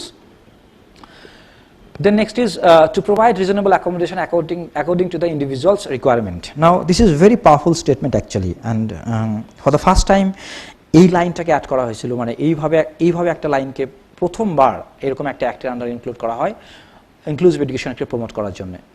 একটা খুব সুন্দর টার্ম, সেটা হচ্ছে রিজনেবল অ্যাকোমোডেশন। মানে হচ্ছে যে বিভিন্ন ডিসেবিলিটিস আছে এবং বিভিন্ন ডিসেবিলিটিসের যে প্রবলেম বা নেচার বা ফিচার্স বা চ্যালেঞ্জেস, বিভিন্ন persons with different sort of disabilities কিন্তু বিভিন্ন প্রবলেম ফেস করে। এক persons with intellectual disability is different from persons with learning disabilities আর পারসনস উইথ হিয়ারিং ইম্পায়ারমেন্ট আর persons with visual impairment. So প্রত্যেকটা ডিসেবিলিটির নিরিখে কিন্তু প্রত্যেকটা চাইল্ডের আলাদা আলাদা রিকোয়ারমেন্ট থাকে বা আলাদা আলাদা প্রবলেম থাকে, আলাদা আলাদা চ্যালেঞ্জেস থাকে। তো সেইগুলোকে মাথায় রাখতে হবে এবং তাদের প্রত্যেকটি চাইল্ডের ইন্ডিভিজুয়াল নিডকে মাথায় রেখে তাদেরকে কিন্তু অ্যাকোমোডেশন প্রোভাইড করতে হবে ইন এ রিজনেবল, মানে একটা লজিস্টিক, একটা সায়েন্টিফিক এবং একটা আনকম্প্রোমাইজিং ওয়েতে, মানে কোনো রকম কোনো কম্প্রোমাইজ করা যাবে না, মানে একটা রিজনেবল ওয়েতে কিন্তু তাদেরকে যে সমস্ত সুযোগ সুবিধা বা যে ফ্যাসিলিটিস প্রোভাইড করা দরকার সেগুলো প্রোভাইড করতে হবে। নেক্সট হচ্ছে to provide necessary individualize support and environment that maximize academic and social development in consistent with the goal of full inclusion. So the term individualized support and environment, মানে স্কুলের এটাও দায়িত্ব যে প্রত্যেকটা চাইল্ডকে তার ইন্ডিভিজুয়াল নিড অনুযায়ী তাকে সাপোর্ট সিস্টেম প্রোভাইড করতে হবে, এবং এই দায়িত্ব কিন্তু স্কুলকে নিতে হবে, একটা মেইনস্ট্রিম স্কুলকে নিতে হবে। সঙ্গে আরেকটি শব্দ এখানে আসে, সেটা হচ্ছে এনভায়রনমেন্ট। যে স্কুল এনভায়রনমেন্ট যেটা আছে, স্কুল এনভায়রনমেন্ট কিন্তু অনেক রকমের হতে পারে। For example physical environment, social environment, mental environment, cultural environment, religious environment, spiritual environment, what ever it is, মানে এইরকম কিন্তু অনেকগুলো এনভায়রনমেন্ট হতে পারে। সো স্কুল কর্তৃপক্ষকে কিন্তু প্রত্যেকটা এনভায়রনমেন্ট যেন ইনক্লুসিভ হয় বা অ্যাক্সেসিবল হয়, এবং প্রত্যেকটা এনভায়রনমেন্ট যেন এমন হয় যেখানে একটা চাইল্ড উইথ ডিসেবিলিটি তার ম্যাক্সিমাম ডেভেলপমেন্ট ঘটাতে পারবে, এরকম টাইপের একটা এনভায়রনমেন্ট কিন্তু স্কুলকে এনশিওর করতে হবে। সো সেই বিষয়টিকে কিন্তু স্কুলকে মাথায় রাখতে হবে। Next হচ্ছে to ensure that education to persons who are blind and deaf or both is imparted in the most appropriate language or modes and means of communication. মানে যদি স্কুলে ব্লাইন্ড বা ডেফ অথবা ডেফ ব্লাইন্ড চাইল্ড থাকে, তাহলে তাদেরকে education provide করতে হবে মোস্ট অ্যাপ্রোপ্রিয়েট ল্যাঙ্গুয়েজ, মানে তারা যে ল্যাঙ্গুয়েজে সেটা ল্যাঙ্গুয়েজের মধ্যে দিয়ে সেই এডুকেশনকে নিতে পারে। For example alternative and augmentative sort of ল্যাঙ্গুয়েজকে ইন্ট্রোডিউস করা যেতে পারে, সাইন ল্যাঙ্গুয়েজকে ইন্ট্রোডিউস করা যেতে পারে, বা মোড অফ কমিউনিকেশনকে চেঞ্জ করে দেওয়া যেতে পারে, বা মিনস অফ কমিউনিকেশনকে চেঞ্জ করা যেতে পারে। সো যে চেঞ্জেসগুলো নিয়ে আসা প্রয়োজন, ঠিক সেই চেঞ্জেসগুলোকে নিয়ে আসতে হবে মাথায় রেখে যে কোন চাইল্ডের কি দরকার, স্পেসিফিক্যালি যখন আমাদের স্কুলে ব্লাইন্ড বা ডেফ ব্লাইন্ড চাইল্ড থাকবে। তো এটাও কিন্তু মানে খুব সুন্দরভাবে এই পার্টিকুলার অ্যাক্টের আন্ডারে বলে দেওয়া হয়েছে। নেক্সট হচ্ছে to detect, the school will detect specific learning disabilities in children at the earliest and the suitable pedagogical and the other measures to overcome them. মানে স্কুলের এটাও দায়িত্ব হয়ে দাঁড়িয়েছে যে স্পেসিফিক লার্নিং ডিসেবিলিটিসকে ডিটেক্ট করতে হবে, যতটা আর্লি এজে সম্ভব ঠিক ততটাই। এবং আরেকটা জিনিস এখানে বলে নেওয়া দরকার যে স্পেসিফিক লার্নিং ডিসেবিলিটিসের অনেকগুলো ক্লাসিফিকেশন থাকে, যেমন ডিসলেক্সিয়া, ডিসগ্রাফিয়া, ডিসক্যালকুলিয়া, ডিসপ্র্যাক্সিয়া, এরকম প্রচুর টাইপ থাকে। সো এই ধরনের পারসনস উইথ ডিসেবিলিটিসকে ডিটেক্ট করতে হবে যতটা কম এজে সম্ভব, কারণ যত কম এজ থেকে তাদেরকে অ্যাপ্রোপ্রিয়েট ওয়েতে ইন্টারভেনশন বা তাদেরকে সাপোর্ট সিস্টেম প্রোভাইড করা হবে, তাদের মধ্যে কিন্তু সাকসেস রেট স্কুল এডুকেশন সিস্টেমের ক্ষেত্রে, মানে এডুকেশন পাওয়ার ক্ষেত্রে এবং এডুকেশন সেক্টরে তাদের সাকসেস পাওয়ার বিষয়টা কিন্তু ততটা ভালো হবে। সো যতটা সম্ভব আর্লি এজে এদেরকে ডিটেক্ট করা এবং অ্যাপ্রোপ্রিয়েট মেজার্স বা ইনিশিয়েটিভ নেওয়া যাতে তাদেরকে সাপোর্ট করা যেতে পারে, এটাও কিন্তু একটা স্কুলের দায়িত্ব হয়ে দাঁড়িয়েছে এই অ্যাক্টটি আসার পর। তারপর monitoring or monitor participation and progress in terms of attainment levels and completion of education in respect of every student with disabilities, মানে প্রত্যেকটা চাইল্ডের মানে পার্টিসিপেশন কেমন স্কুলে বা স্কুলের অ্যাক্টিভিটিসগুলোতে, এবং তাদের প্রোগ্রেশন কেমনভাবে হচ্ছে স্কুলে এবং তাদের বিভিন্ন কোর্সে কীভাবে কতটা তাদের প্রোগ্রেস হচ্ছে, আদৌ ঠিকঠাক প্রোগ্রেস হচ্ছে কিনা, সেই বিষয়গুলোকে মনিটর করা এবং সেগুলো সম্পর্কে একটা রেকর্ড মেনটেন করা এবং অ্যাকর্ডিংলি তার জন্য সাপোর্ট সিস্টেম ডেভেলপ করা বা একটা ইন্টারভেনশন প্ল্যান ডেভেলপ করা কিন্তু স্কুলের দায়িত্ব। Then to provide transport facilities to children with disabilities and also to provide attendant of the children with disabilities having high support need, মানে ট্রান্সপোর্ট ফ্যাসিলিটিস প্রোভাইড করতে হবে চাইল্ডদেরকে। অ্যাট দ্য সেম টাইম যদি কোনো চাইল্ডের disability severe type হয় এবং তাদের যদি high support need থাকে, মানে এক্সটেন্সিভলি সাপোর্ট দেওয়ার যদি প্রয়োজন হয়, তাহলে অ্যাটেন্ডেন্টের বা কেয়ার গিভারের প্রভিশন কিন্তু স্কুলকে রাখতে হবে। এটাও এই পার্টিকুলার অ্যাক্টের আন্ডারে মানে খুব সুন্দরভাবে বলে দেওয়া হয়েছে। Now let us see what are the measures that can be undertaken by the governments to make inclusive education a reality, মানে ইনক্লুসিভ এডুকেশনকে একটা বাস্তব রূপ দিতে গেলে গভর্নমেন্টের তরফ থেকে কি কি ইনিশিয়েটিভ নেওয়া যেতে পারে এবং এই অ্যাক্টের আন্ডারে বেসিক্যালি কি কি ইনিশিয়েটিভ গভর্নমেন্টের তরফ থেকে নেওয়া যেতে পারে, সেটাও এই অ্যাক্টের আন্ডারে খুব সুন্দরভাবে বলে দেওয়া হয়েছে basically in section 17 of this particular act. So দেখে নেওয়া যাক সেগুলো কি বলছে যে local authorities to conduct survey of school going children every 5 years to identify children with disabilities, ascertaining their special needs and the extent to which these are being met, মানে স্কুলকে appropriate ডিপার্টমেন্টকে বা অথরিটিসকে দায়িত্ব নিয়ে প্রতি 5 বছর অন্তর কিন্তু একটা সার্ভে করতে হবে স্কুলে, এবং সেখানে প্রত্যেকটা স্কুলে বা প্রত্যেকটা স্কুলে কতজন চাইল্ড আছে সেটাকে ডিটেক্ট করতে হবে, কী ডিসেবিলিটিস আছে, তাদের কীভাবে প্রোগ্রেস হচ্ছে, তারা ঠিকঠাক সার্ভিসেসগুলো পাচ্ছে কি না, বা তাদের যে প্রয়োজন আছে সেই প্রয়োজন মেটানো হচ্ছে কি না, সেই সমস্ত বিষয়ে একটা কমপ্লিট অ্যাকাউন্ট তৈরি করতে হবে বা কমপ্লিট রিপোর্ট তৈরি করতে হবে একটা সার্ভের মধ্যে দিয়ে। এটা কিন্তু একটা গভর্নমেন্টের এস্টাবলিশ ডিপার্টমেন্ট বা অথরাইজড পার্সনদের কিন্তু একটা দায়িত্বের মধ্যে পড়ে যাচ্ছে এই পার্টিকুলার অ্যাক্টের মধ্যে, এটা বলে দেওয়া হয়েছে। Next, establish adequate number of teachers training institution. So একটু আগে আমি যেটা বলছিলাম যে আরসিআই বেসিক্যালি রিহ্যাব প্রফেশনালদের ট্রেনিং এবং রিহ্যাব প্রফেশনাল তৈরি করার ক্ষেত্রে বিভিন্ন কোর্সেস রান করে থাকেন। অ্যাট দ্য সেম টাইম 2014-এর পর NCT national council for teacher education যে টিচার্স ট্রেনিং প্রোগ্রাম রান করছেন, সেটা বিএড হোক বা জেনারেল এমএড হোক, সেখানেও সিলেবাসকে যেভাবে মডিফাই করা হয়েছে এবং ইনক্লুসিভ এডুকেশনের পার্সপেক্টিভকে বা স্পেশাল এডুকেশনের পার্সপেক্টিভ বা ডিসেবিলিটি পার্সপেক্টিভে যেভাবে সিলেবাসে ইন্টিগ্রাল পার্ট করে দেওয়া হয়েছে, টিচারদেরকে বা উড বি টিচারদেরকে ডিসেবিলিটি এবং ইনক্লুসিভ এডুকেশন সম্পর্কে অবগত করার জন্যে। সো এক্ষেত্রে আমি একটা জিনিস বলতে চাই যে আরসিআই এবং এনসিটি দুটো স্ট্যাচুটরি বডিকে কিন্তু কোলাবোরেটিভলি কাজ করতে হবে যাতে এরা অ্যাডিকুয়েট পরিমাণে বা বেশি পরিমাণে টিচার্স তৈরি করতে পারেন এবং তারা যেন কম্পিটেন্ট হয় এবং কোয়ালিফাইড হয় পারসনস উইথ ডিসেবিলিটিসদের ডিল করার জন্য। এবং এই অ্যাক্টের আন্ডারে স্পেসিফিক্যালি বলে দেওয়া হয় যে পরিমাণ টিচার্স ট্রেনিং ইনস্টিটিউট আছেন যারা ইনক্লুসিভ এডুকেশনকে এক্সিকিউট করার জন্য যে টিচার দরকার সেই ধরনের টিচার তৈরি করছে তার সংখ্যা কিন্তু খুবই কম। সো এই অ্যাক্টের আন্ডারে বলা হয় যে অ্যাডিকুয়েট পরিমাণ টিচার্স ট্রেনিং ইনস্টিটিউশনকে এস্টাবলিশ করতে হবে এবং আরও বেশি পরিমাণ কোর্সেস ইন্ট্রোডিউস করতে হবে, আরও বেশি পরিমাণ হিউম্যান রিসোর্স ডেভেলপ করতে হবে এই পার্টিকুলার ফিল্ডে, so that inclusive education can get A reality. Then train and employ teachers including teachers with disability. So এই অ্যাক্টের আন্ডারে বলা হয়েছে যে টিচারদেরকে ট্রেনিং দিতে হবে আরও বেশি করে এবং কোয়ালিফাইড এবং কম্পিটেন্ট টিচার যারা স্পেশাল চাইল্ডকে ডিল করতে পারে সেই সমস্ত টিচারকে কিন্তু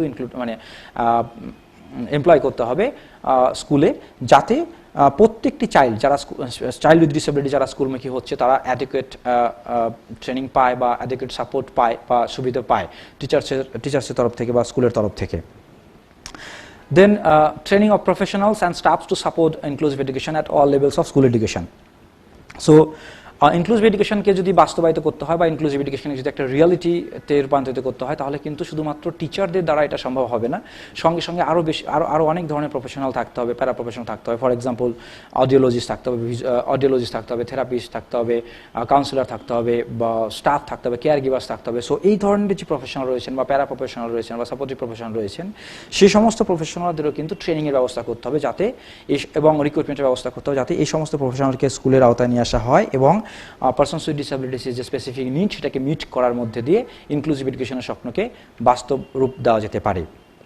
Then establish adequate number of resource centers to support inclusive education at all levels of school education. So এই অ্যাক্টের আন্ডারে পরিষ্কারভাবে বলে দেওয়া হয়েছে যে প্রত্যেকটি মানে যত বেশি পরিমাণে সম্ভব স্কুলে একটি স্কুলে এবং একটা স্কুলের বিভিন্ন লেভেলে কিন্তু রিসোর্স সেন্টার এস্টাবলিশ করতে হবে।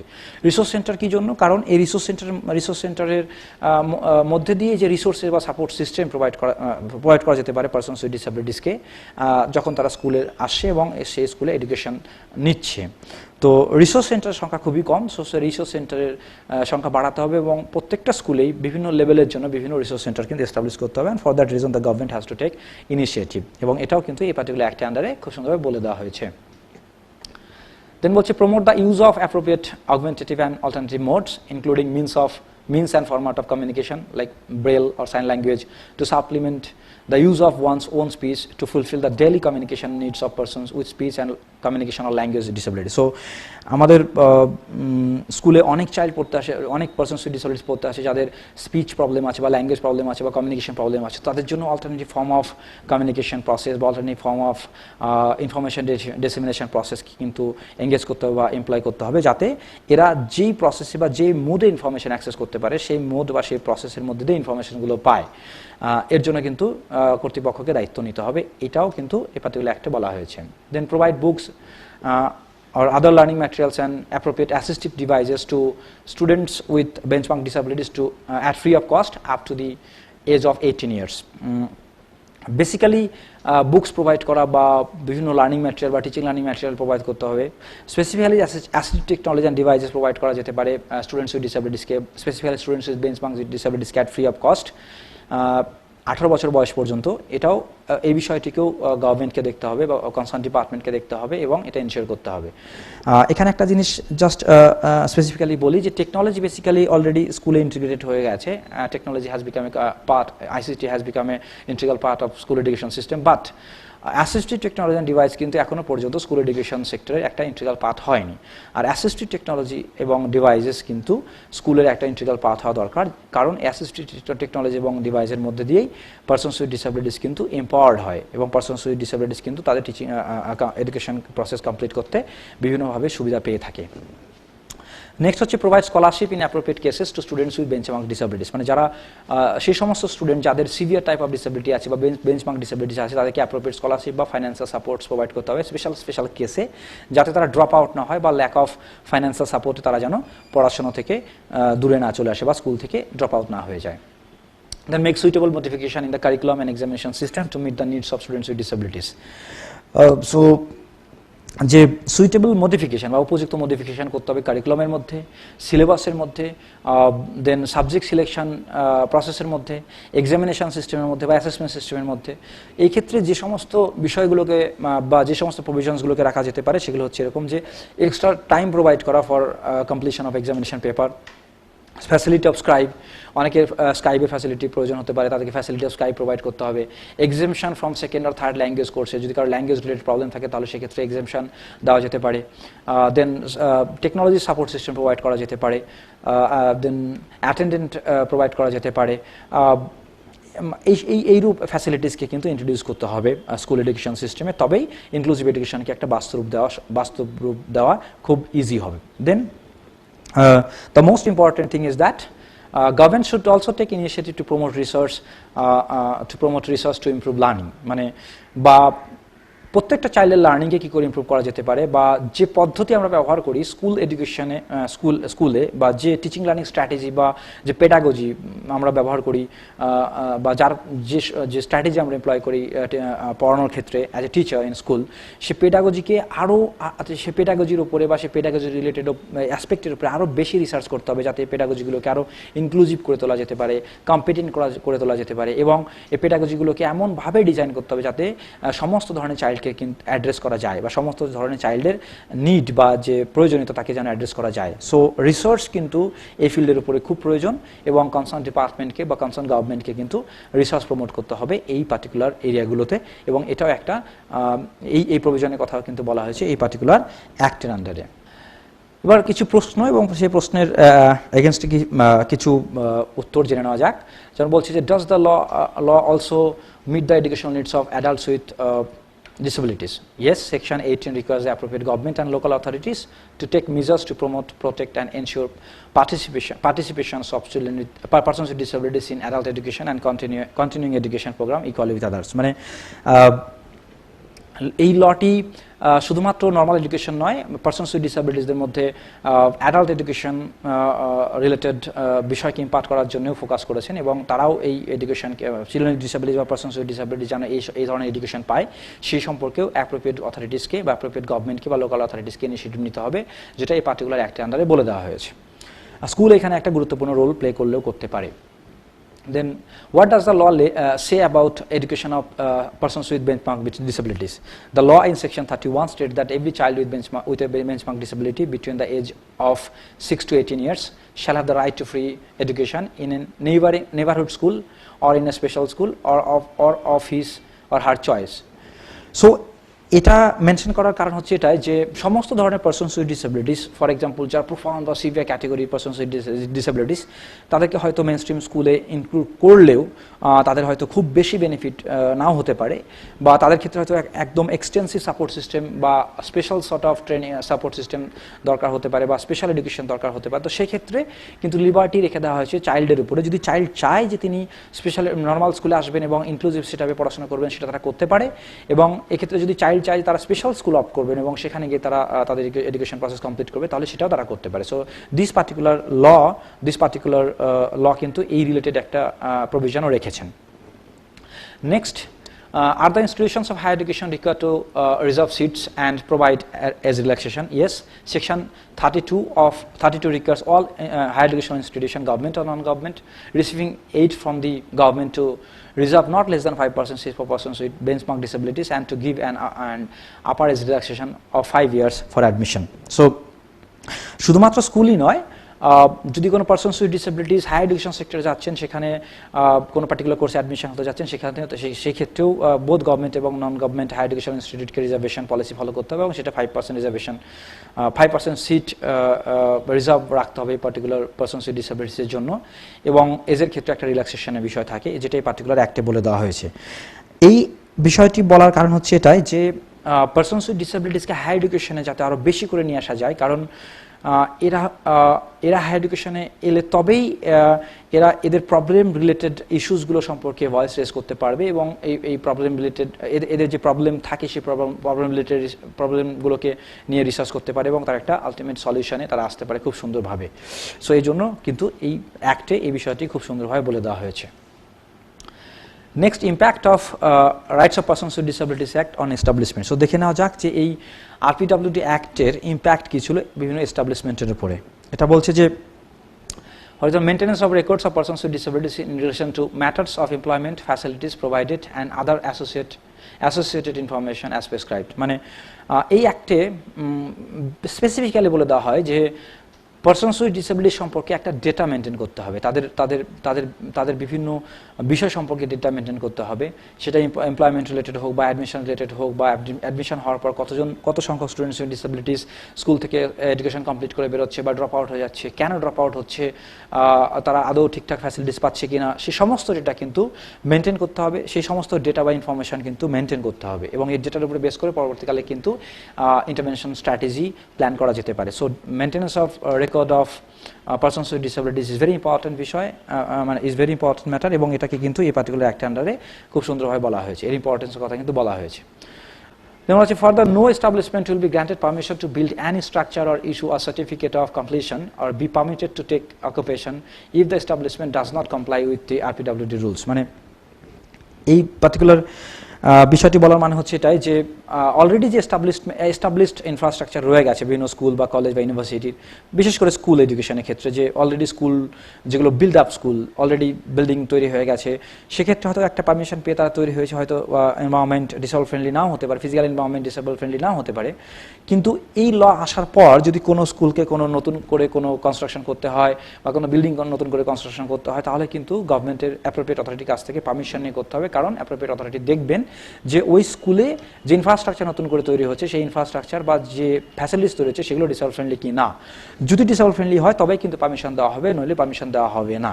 So this is also very important thing, এবং এর সঙ্গে এটা বলা হয় যে আপকামিং 5 ইয়ার্সের মধ্যে প্রত্যেকটা স্কুলকেই প্রায় তার যে এস্টাবলিশড ইনফ্রাস্ট্রাকচার আছে বা তার যে অলরেডি বিল্ড আপ ইনফ্রাস্ট্রাকচার বা স্ট্রাকচার আছে সেটাকে যতটা সম্ভব ডিসেবল ফ্রেন্ডলি করে নিতে হবে অ্যাজ পার দি ইনক্লুসিভ লাইন।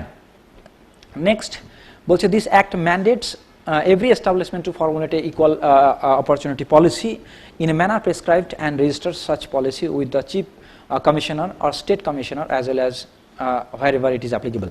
সো প্রত্যেকটা স্কুলকে বা প্রত্যেকটা ডিপার্টমেন্টকে, বিশেষ করে আমি যখন এখানে স্কুলের কথা বলছি, সো স্কুলের ক্ষেত্রে কিন্তু একটা ইকুয়াল অপরচুনিটি পলিসি, মানে একটা ইকুয়াল অপরচুনিটি পলিসি কিন্তু তৈরি করতে হবে, যেখানে প্রত্যেকটা persons with disabilities irrespective of the differences with regard to the type of disability, nature of disability or severity of the disability, প্রত্যেকটা পারসনস উইথ ডিসেবিলিটিসের যে রাইট সেটাকে যেন অ্যাড্রেস করা যায়, এরকম একটা ইকুয়াল অপরচুনিটি পলিসি তৈরি করতে হবে, পলিসি ডকুমেন্ট তৈরি করতে হবে, এবং সেটা ক্লিয়ারলি প্রত্যেকটা এস্টাবলিশমেন্টে বা স্কুলে থাকবে এবং অ্যাকর্ডিংলি কিন্তু সেই স্কুল রান করবে, মানে তার কোর্সেস বা সার্ভিস প্রভিশনসগুলোকে, এবং টাইম টু টাইম সেগুলোকে রিভাইজ করতে হবে, যেমন এই অ্যাক্টে বলা হয়েছে।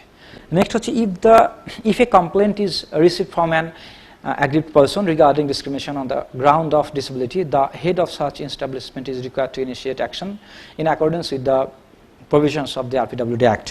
মানে যদি কোনো পারসনস উইথ ডিসেবিলিটিস তরফ থেকে কোনো কমপ্লেন আসে যে তার প্রয়োজন মিট করা হচ্ছে না বা তাকে কোনো রকম সে ডিসক্রিমিনেশন ফেস করছে অন এনি গ্রাউন্ড, সেটা যে কোনো গ্রাউন্ডে হতে পারে, যদি সেরকম কোনো মানে যে কোনো রকম যদি কমপ্লেন আসে পারসনস উইথ ডিসেবিলিটিস তরফ থেকে, তাহলে সেই কমপ্লেনটা হেড অফ দ্য ইনস্টিটিউশনের কাছে যাবে এবং হেড অফ দ্য ইনস্টিটিউশন একটা কমিটি গঠনের মধ্যে দিয়ে ইমিডিয়েটলি সেই প্রবলেমের সলিউশন বের করার চেষ্টা করবেন বা সেই প্রবলেমকে অ্যাড্রেস করবেন, এবং এই প্রবলেম অ্যাড্রেস করার ক্ষেত্রে rights of persons with disabilities অ্যাক্টে যে প্রভিশনের কথা বলা হয়েছে বা যে রুলস অ্যান্ড রেগুলেশন, তার উপরে বেস করে যে রুলস অ্যান্ড রেগুলেশন তৈরি করা হয়েছে, সেই রুলস অ্যান্ড রেগুলেশনকে মাথায় রেখে কিন্তু সেই প্রবলেমের অ্যাড্রেস করবেন, এটাও এখানে বলা হয়েছে।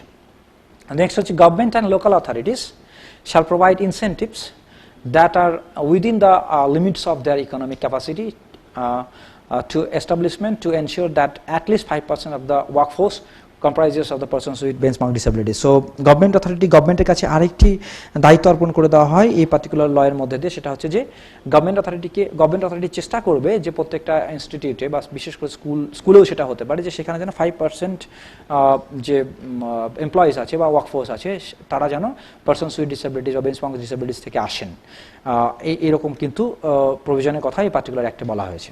Last and not list, existing public buildings R required to be made accessible to all persons with disability. So যত এক্সিস্টিং, আমি একটু আগে বললাম যে যত পাবলিক বিল্ডিং আছে, বিশেষ করে স্কুলের যে ইনফ্রাস্ট্রাকচার বা স্কুলের যে ফ্যাসিলিটিস বা ক্যাম্পাস, সেটাকে অ্যাক্সেসিবল করে তুলতে হবে to all persons with disabilities, সেটা অবশ্যই 5 বছরের মধ্যে এই অ্যাক্টটি আসার পরে। এতক্ষণ আমরা জেনে নিলাম যে ইনক্লুসিভ এডুকেশন তৈরি করতে গেলে বা ইনক্লুসিভ এডুকেশনকে প্রমোট করতে গেলে যে লিগাল পার্সপেক্টিভ বা যে রাইটসের কথা বলা হয়েছে বা বিভিন্ন রেসপন্সিবিলিটির কথা বলা হয়েছে, সেটা এস্টাবলিশমেন্টের জন্য হোক বা কনসার্ন ডিপার্টমেন্টের জন্য হোক বা স্কুলের জন্য হোক, সেগুলো সম্পর্কে আমরা জানলাম। এবার দেখে নেওয়া যাক যে এই রাইটসগুলোকে যদি ভায়োলেট করা হয় তাহলে তাকে কি করে অ্যাড্রেস করা যেতে পারে, যদি ভায়োলেট করা হয় তার এগেনস্টে কী হতে পারে। সো আরপিডব্লিউডি অ্যাক্টে খুব সুন্দরভাবে কিছু পেনাল্টি বা পানিশমেন্টের কথা বলা হয়েছে যদি কোনো অফেন্স করা হয়, যদি কোনো রুলস বা রেগুলেশনসকে ভায়োলেট করা।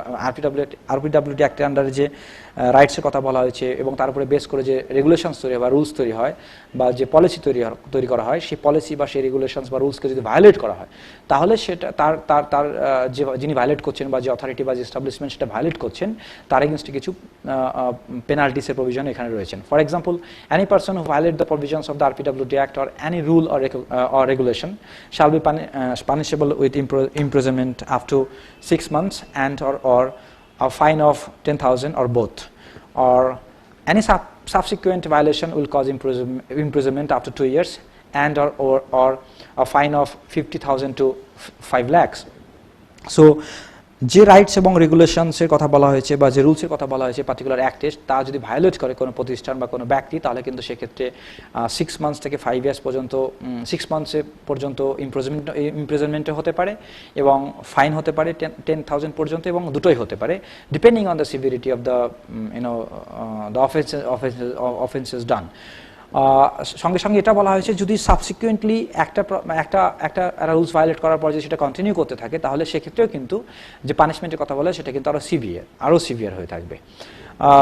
এগেইন এটাতে আরও বলা হয়েছে যে whoever intentionally insults or intimidates a person with disability or sexually exploits a woman or a child with disability shall be punishable with imprisonment between 6 months to 5 years and fine। মানে এখানে এটা বলে দেওয়া হয়েছে যে যদি কোনো ব্যক্তি বা প্রতিষ্ঠান বা কোনো অর্গানাইজেশন বা কোনো অথরিটি যদি পারসনস উইথ ডিসেবিলিটিসকে স্পেসিফিক্যালি চাইল্ড উইথ ডিসেবিলিটিসকে বা উইমেন উইথ ডিসেবিলিটিসকে ইনসাল্ট করে বা এক্সপ্লয়েট করে বা সেক্সুয়ালি হ্যারাস করে, তাহলে কিন্তু সেক্ষেত্রে সিভিয়ার পানিশমেন্টের প্রভিশন এখানে রয়েছে এবং সেই পানিশমেন্ট কিন্তু তারা পেয়ে থাকবেন according to this particular according to particular rules and regulation as built out under this particular act. Special courts are designated in each district to handle cases concerning violations of the rights of persons with disabilities. মানে এই অ্যাক্টের আন্ডারে একটা খুব সুন্দর প্রভিশনের কথা বলা হয়েছে, সেটা হচ্ছে যে প্রত্যেকটি ডিস্ট্রিক্টে একটা করে স্পেশাল কোর্ট এস্টাবলিশ করা হবে, যাতে পারসনস উইথ ডিসেবিলিটিসের যে রাইটস আছে এবং সেটা যে ভায়োলেট হচ্ছে সেই বিষয়গুলোকে বা সেই কেসেসগুলোকে খুব দ্রুত হ্যান্ডেল করা যায় এবং তার একটা রিজনেবল সলিউশন নিয়ে আসা যায়। খুব দ্রুত যেন সেই জাস্টিস প্রোভাইড করা যেতে পারে পারসনস উইথ ডিসেবিলিটিসকে। এই পার্টিকুলার অ্যাক্টে যে রাইটসের কথা বলা হয়েছে সেই রাইটসগুলোকে মাথায় রেখে সেই জন্য কিন্তু এই পার্টিকুলার অ্যাক্টেই বলে দেওয়া হয়েছে যে প্রত্যেকটি ডিস্ট্রিক্টে একটা করে স্পেশাল কোর্ট এস্টাবলিশড হবে এবং এই প্রসেস কিন্তু অলরেডি স্টার্ট হয়ে গেছে, অনেক ডিস্ট্রিক্টে এটা অলরেডি এস্টাবলিশড হয়ে গেছে। কনক্লুডিং রিমার্ক, যে persons with disabilities act will actualise the মানে অ্যাকচুয়ালি এই অ্যাক্টকে নিয়েই আসা হয় একটাই কারণে, সেটা হচ্ছে যে government of India in 2007 become a signatory of this United nations conventions on persons with on rights of persons with disabilities, এবং গভর্নমেন্ট অফ ইন্ডিয়া প্রমিস করে যে এই ইউএনসিআরপিটির যে প্রিন্সিপাল এর যে রাইটস এবং প্রভিশনস সেগুলোকে গভর্নমেন্ট তার প্রত্যেকটা পলিসি প্রোগ্রাম এবং রেগুলেশনের মধ্যে দিয়ে এক্সিকিউট করবে বা মানে বাস্তব রূপ দেবেন, এবং সেটাকে মাথায় রেখে গভর্নমেন্ট অফ ইন্ডিয়া কিন্তু এই পার্টিকুলার অ্যাক্টকে নিয়ে আসে একটা কম্প্রিহেন্সিভ ওয়েতে, এবং এর মধ্যে দিয়ে গভর্নমেন্ট অফ ইন্ডিয়া কিন্তু ভারতবর্ষে ইনক্লুসিভ এডুকেশনের দিকে খুব বেশি ফোকাস করে থাকেন, কারণ ইউনাইটেড নেশন কনভেনশনের মেন ফাংশনই ছিল এডুকেশনাল রাইটসকে সেফগার্ড করা এবং ইনক্লুসিভ এডুকেশনকে প্রমোট করা, যাতে প্রত্যেকটা কান্ট্রি একটা ইনক্লুসিভ সোসাইটি গঠন করতে পারে। এবং government of India by enacting by coming up with this rights of persons with disabilities act কিন্তু স্বপ্ন দেখে যে ভারতবর্ষে এমন একটা এডুকেশন সিস্টেম থাকবে যেটা হচ্ছে inclusive and enabling for each and every child regardless of their differences that they do have, এবং এরকম একটা শিক্ষা ব্যবস্থার মধ্যে দিয়ে ভারতবর্ষে একটা ইনক্লুসিভ সোসাইটি এবং একটা ইনক্লুসিভ কান্ট্রিতে পরিণত হবে। Further, the new law will not only enhance the rights and entitlements of persons with disabilities but also provide the effective mechanism for ensuring their empowerment and true inclusion into the education system in a satisfactory manner. মানে এই রাইটসের মধ্যে দিয়ে, এই অ্যাক্টের মধ্যে দিয়ে শুধুমাত্র persons with ডিসেবিলিটিসের rights এবং এন্টারটেনমেন্টকেই সেফগার্ড বা ইনশিওর করার চেষ্টা করা হয় না। এই অ্যাক্ট শুধুমাত্র রাইট এবং to be more honest enough যে এই অ্যাক্ট কিন্তু শুধুমাত্র রাইটস এবং এন্টারটেনমেন্ট অফ পারসনস উইথ ডিসেবিলিটিসের কথাই বলে না। এই অ্যাক্ট খুব সুন্দরভাবে এই রাইটসগুলোকে এবং এন্টারটেনমেন্টসগুলোকে কীভাবে এক্সিকিউট করা হবে তার একটা ইফেক্টিভ এবং একটা র্যাশনাল মেকানিজমের কথাও কিন্তু মেকানিজমের বিষয় কিন্তু তুলে ধরেছেন।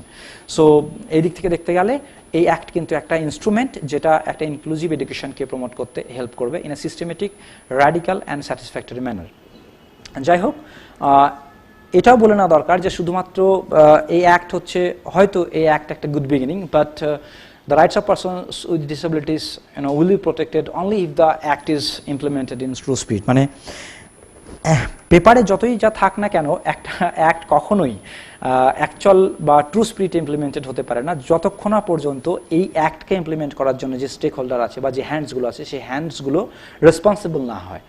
So the entire government machinery and the teachers at large will have to be sensitized towards the rights and needs and potentialities of persons with disabilities. মানে টোটাল গভর্নমেন্ট মানে গভর্নমেন্টকে বা the machinery of the government এদেরকে এবং বিশেষ করে শিক্ষক কমিউনিটিকে এবং শিক্ষা প্রতিষ্ঠানের সঙ্গে যুক্ত সমস্ত স্টেক হোল্ডারকে ভীষণভাবে সেন্সিটাইজড হতে হবে এই পার্সনস উইথ ডিসেবিলিটিসদের যে রাইটস আছে বা চাইল্ডস উইথ ডিসেবিলিটিসের রাইটস আছে সেই সম্পর্কে, তাদের যে প্রয়োজনগুলো আছে সেই সম্পর্কে এবং তাদের মধ্যে যে লুকায়িত পোটেনশিয়ালিটিসগুলো আছে এবং সেই পোটেনশিয়ালিটিসগুলোকে কাজে লাগিয়ে একজন চাইল্ড উইথ ডিসেবিলিটিস যে কীভাবে সোশ্যালি কম্পিটেন্ট এবং পার্সোনালি ইন্ডিপেন্ডেন্ট এবং ভোকেশনালি স্কিলড হতে পারে এবং পরবর্তীকালে একটা সাউন্ড হিউম্যান রিসোর্সে পরিণত করতে পারে নিজেকে সেই বিষয়টাকে রিয়েলাইজ করতে হয়। মানে তাদের মধ্যে যে সেই পোটেনশিয়ালিটিসগুলো আছে সেই পোটেনশিয়ালিটিসগুলোকে কীভাবে চ্যানেলাইজ করা যেতে পারে সেই বিষয় সম্পর্কে অবগত হতে হবে এবং যখনই শিক্ষক কমিউনিটি বা the stakeholders connected with the education sector এই বিষয় সম্পর্কে অবগত হবেন তখনই একমাত্র ইনক্লুসিভ এডুকেশনকে ইমপ্লিমেন্ট করার যে স্বপ্ন সেই স্বপ্নটা বাস্তবে রূপান্তরিত হতে পারে। আদারওয়াইজ ল কিন্তু লই থাকবে এবং রাইটসই থাকবে, সেটা কিন্তু অ্যাকচুয়াল স্পিরিটে ইমপ্লিমেন্ট হবে না। সো এই সংক্ষিপ্ত কথার মধ্যে দিয়েই আমি আমার কথা শেষ করছি এখানে। আশা রাখছি যে এই রাইট ইনক্লুসিভ এডুকেশন ইমপ্লিমেন্ট করতে গেলে যে লিগাল ফ্রেমওয়ার্ক এবং সেই লিগাল ফ্রেমওয়ার্ক সম্পর্কে যে একটা বিশদ ইনফরমেশন সেটা আমি দিতে পেরেছি সমস্ত টিচার্সকে এবং স্কুল এডুকেশন সেক্টরের সঙ্গে কানেক্টেড সমস্ত স্টেক হোল্ডারকে। এবং এই রিলেটেড যদি কোনো প্রশ্ন থাকে পরবর্তীকালে I will be happy enough to answer to that. আমাদের ইন্টারেক্টিভ সেশন সেটা পরবর্তীকালে হয়তো থাকবে। Thank you very much. প্রথমেই অসংখ্য ধন্যবাদ জানাবো ডক্টর রতন সরকার মহাশয়কে। এতক্ষণ ধরে উনি আমাদের যে ইনক্লুসিভ এনভায়রনমেন্ট ক্লাসরুম তৈরি করবার জন্য স্কুলে যে for the children with special need তাদের জন্য কী ধরনের সমস্যার সম্মুখীন আমরা হই, প্রতিনিয়ত যে সমস্ত লিগাল ইস্যুজ আসে, আমাদের আরপিডব্লিউডি অ্যাক্ট 2016 সেটাতে কি কি প্রভিশনস রয়েছে, কিভাবে আমরা সেগুলোকে ইমপ্লিমেন্ট করতে পারি, আরও এগিয়ে নিয়ে যেতে পারি ছাত্রছাত্রীদের, সে সমস্ত নিয়ে আলোচনা করেছেন। আমার দৃঢ় বিশ্বাস আপনাদের সবার সেটা আগামী দিনে কাজে লাগবে।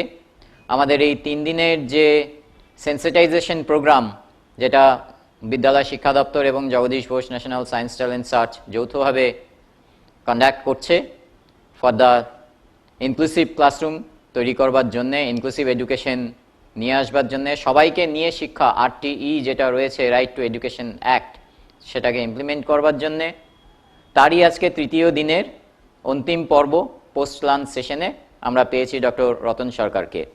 উনি যখন কথাগুলো বলছিলেন, ওনার ক্লাসটা নিচ্ছিলেন, আপনারা সবাই শুনেছেন, মনে অনেক প্রশ্নের উদ্রেক হয়েছে। আগামী দিনে আরও প্রশ্নের উদ্রেক হবে, সেই প্রশ্নের উত্তর আমরা নিশ্চয়ই দেব যখন আমরা ইন্টারঅ্যাক্টিভ মোডে আপনাদের সাথে ক্লাসরুমে যাব। নেক্সট ফেজে 2য় পর্বে আমাদের ইন্টারঅ্যাক্টিভ ট্রেনিং সেশন থাকবে, সেই সময় আপনারা সে সমস্ত জানতে পারবেন, দেখতে পারবেন। কিন্তু ওনাকে কাছে পেয়ে এই বিষয়ে কয়েকটি প্রশ্ন না করেই আর থাকা গেল না। তার মধ্যে প্রথমেই আমি ওনাকে যেটা জিজ্ঞেস করব, হয়তো আপনাদের সবার প্রশ্ন সেটাই, যে অ্যাডমিশনটা কিভাবে হবে। এই যে চিলড্রেন উইথ স্পেশাল নিড, অনেক ক্ষেত্রেই যেটা দেখা যায় যে স্কুলে এসে অ্যাডমিশন সংক্রান্ত সমস্যার সম্মুখীন হচ্ছে। তো আমি ডক্টর সরকারকে জিজ্ঞেস করব যে অ্যাডমিশন ইনক্লুসিভ এনভায়রনমেন্ট তৈরি করবার জন্য ক্লাসে স্কুলে তো অ্যাডমিশন নিতে হবে ছাত্রছাত্রীদের, তো সেই সংক্রান্ত যে সমস্যা লিগ্যালিটিস রয়েছে সেই নিয়ে উনি যদি আমাদেরকে কিছু গাইডেন্স দেন। ধন্যবাদ স্যার এত সুন্দর একটা প্রশ্ন করার জন্য। অ্যান্ড আশা করছি যে এটা অনেকেরই প্রশ্ন। সো এই অ্যাডমিশন রিলেটেড যে ইস্যুস চিলড্রেন উইথ ডিসেবিলিটিস বা তাদের প্যারেন্টসরা ফেস করেন, সেগুলো আমি একটুখানি জাস্ট আলোকপাত করছি। এরকম যে ধরুন information is a power actually. So আজকে ম্যাক্সিমাম স্কুল কলেজ বা স্কুলের ম্যাক্সিমাম প্রাইভেট স্কুলগুলো যারা খুব ভালো স্কুল, তাদের খুব সুন্দর ওয়েবসাইট আছে, সেখানে হয়তো অ্যাডমিশন রিলেটেড ইনফরমেশান শেয়ার করা হয়। বা গভর্নমেন্ট অফ ওয়েস্ট বেঙ্গলেরও আজকাল অ্যাডমিশন রিলেটেড যে ইনফরমেশানগুলো স্কুলের যে ইনফরমেশান শেয়ার করা হয়, সেই ইনফরমেশানগুলো কতটা অ্যাক্সেসিবল ফরম্যাটে শেয়ার করা হয় সেটা একটা বড় প্রশ্ন। সেকেন্ড হচ্ছে যে অ্যাডমিশনের ক্ষেত্রে অনেক স্কুল এরকম আছে এখনও পর্যন্ত, যেটা আরটি অ্যাক্টে মেনশন করে দেওয়া হয়েছে যে কোনো স্ক্রিনিং হবে না বা কোনো অ্যাডমিশন টেস্ট হবে না, কিন্তু তা সত্ত্বেও এবং এজ অ্যাপ্রোপ্রিয়েট ক্লাসে স্টুডেন্টসকে অ্যাডমিশন করাতে হবে। তো ধরুন একজন চাইল্ড উইথ ডিসেবিলিটি যার এজ হয়তো 12 বা 13, সে কোনো পড়াশুনো হয়তো করেনি, 1 2 3 পড়াশোনা করেনি, সে হয়তো স্কুলে যখন অ্যাডমিশন নিতে যাচ্ছে তখন যে সমস্যাটার মানে সম্মুখীন তারা হয় ম্যাক্সিমাম ক্ষেত্রে, যে এত বড় চাইল্ড তাকে কোন ক্লাসে অ্যাডমিশন করাবে। তো রাইট টু এডুকেশন অ্যাক্ট এবং আরপিডব্লিউডি অ্যাক্টের যে প্রভিশনের কথা বলা হয়েছে, ম্যাক্সিমাম ক্ষেত্রে হয়তো অনেকেই এই প্রভিশনগুলো সম্পর্কে খুব একটা অবগত নন এবং তাদেরকে হয়তো এজ অ্যাপ্রোপ্রিয়েট ক্লাসরুমে অ্যাডমিশন নিতে নারাজ হয়, এটা একটা প্রবলেম। আর ইনফরমেশন যে ফরম্যাটে শেয়ার করা হয় সেটা হয়তো ম্যাক্সিমাম ক্ষেত্রে এদের কাছে পৌঁছায় না, চ্যানেলটা সেটা হয়তো পৌঁছায় না, এটা একটা প্রবলেম।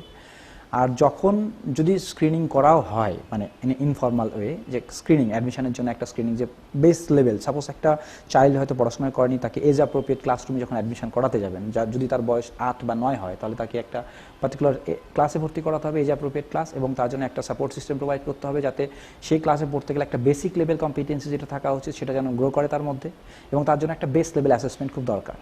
তো বেস লেভেল অ্যাসেসমেন্ট করার ক্ষেত্রে যে পদ্ধতিগুলো আমরা ব্যবহার করি সেই পদ্ধতিগুলো হয়তো ট্র্যাডিশনাল পদ্ধতি, ফর এক্সাম্পল রিটেন এক্সামিনেশন নেওয়া হয় বা পেন অ্যান্ড পেপারে হয়তো এক্সামিনেশন নেওয়া হয় বা একটা স্ট্রাকচার্ড ওয়েতে এক্সামিনেশন বা কিছু একটা নেওয়া হলো। তো এর মধ্যে দিয়ে কী হবে, ম্যাক্সিমাম টাইম যে চিলড্রেন উইথ ডিসেবিলিটিস আছে তারা এরকমভাবেই প্রমাণিত হবে যে তারা হয়তো সেই কম্পিটেন্সি তাদের মধ্যে নেই, কারণ যে ফরম্যাটটা আমরা ব্যবহার করছি তাদের অ্যাসেস করার জন্য, তাদের যে বেস লেভেল নলেজ আছে সেটাকে অ্যাসেস করার জন্য, সেই ফরম্যাটটা অ্যাক্সেসিবল ফরম্যাট নয়, বা সেই ফরম্যাটটা এমন নয় যেটা তাদের কন্ডিশনের সাথে রিলেটেড, বা তাদের যে ডিসেবলিং কন্ডিশন আছে সেই কন্ডিশনের সাথে বা কন্ডিশনকে মাথায় রেখে সেই ফরম্যাটটা ডেভেলপ করা হয়নি। তো এই ক্ষেত্রে প্রবলেমগুলো থাকে। তো আমার সাজেশন একটাই হবে এক্ষেত্রে, লিগ্যাল ফ্রেমওয়ার্ক বা লিগ্যাল যে প্রভিশনসগুলো আছে সেগুলোকে মাথায় রেখে, এক, যে স্ক্রিনিং করাটা ফর্মাল হয়তো স্ক্রিনিং করাটা খুব জরুরি নয়, এবং যদি স্ক্রিনিং করাও হয় তাহলে এমন একটা ফরম্যাট বা এমন একটা স্ট্র্যাটেজি ব্যবহার করা হোক যেটা অ্যাক্সেসেবল, যেটা হচ্ছে enabling in nature for persons with disabilities, এবং এর বেসিসে যেন অ্যাডমিশনটা করা হয়, এবং অ্যাডমিশন রিলেটেড স্কুল দপ্তর থেকে হোক বা স্কুলের নিজস্ব পোর্টাল থেকে হোক যে ইনফরমেশানগুলো শেয়ার করা হয় সেই ইনফরমেশানগুলো যেন অ্যাক্সেসেবল ফরম্যাটে শেয়ার করা হয়, তাহলে এই ইনফরমেশানগুলো পারসনস উইথ ডিসেবিলিটিস এবং অ্যাজ ওয়েল অ্যাজ তাদের প্যারেন্টের কাছে পৌঁছাবে সঠিক ওয়েতে, এবং এর দ্বারা কিন্তু অ্যাডমিশন নিতে তাদের মানে যে প্রবলেম ফেস করতে হয় সেই প্রবলেমটা তারা ফেস করবে না। আর একটা বিষয় সেটা হচ্ছে যে অ্যাডমিশন মানে স্কুল অ্যাডমিশন প্রসেসে যে সমস্ত স্টেক হোল্ডাররা ইনভলভ থাকেন তাদেরকে ভীষণভাবে সেন্সিটাইজড হতে হবে যে রাইট টু এডুকেশন অ্যাক্টে কী বলা হচ্ছে, আরপিডব্লিউডি অ্যাক্টে কী করে বলা হচ্ছে, এবং এই যে অ্যাক্সেসিবল ফরম্যাট, অ্যাক্সেসিবিলিটি এবং actual base level of knowledge of children with special needs সেটাকে অ্যাসেস করতে গেলে depending on the nature and features of different sort of disability সেটা কীভাবে ডিফারেন্ট ফরম্যাট ব্যবহার করা যেতে পারে এবং সেই ফরম্যাটগুলো সম্পর্কে তাদেরকে সেন্সিটাইজড হতে হবে। যদি এটা সম্ভব হয় তাহলে মনে হয় যে অ্যাডমিশন পলিসি, যে অ্যাডমিশন প্রসেস সেটা আরও ইনক্লুসিভ হতে পারে, এবং আমরা ম্যাক্সিমাম মানে আমরা সকল ধরনের স্টুডেন্টস উইথ ডিসেবিলিটিসকে কিন্তু স্কুলমুখী করতে পারি এবং তাদেরকে উইদাউট এনি ডিসক্রিমিনেশন আর উইদাউট এনি প্রবলেম ক্রিয়েট না করে তাদেরকে আমরা স্কুলের কিন্তু আওতায় নিয়ে আসতে পারি, তারা সুন্দরভাবে আরো স্কুলে এগিয়ে আসতে পারে এবং শিক্ষার ক্ষেত্রে তারা এগিয়ে যেতে পারে।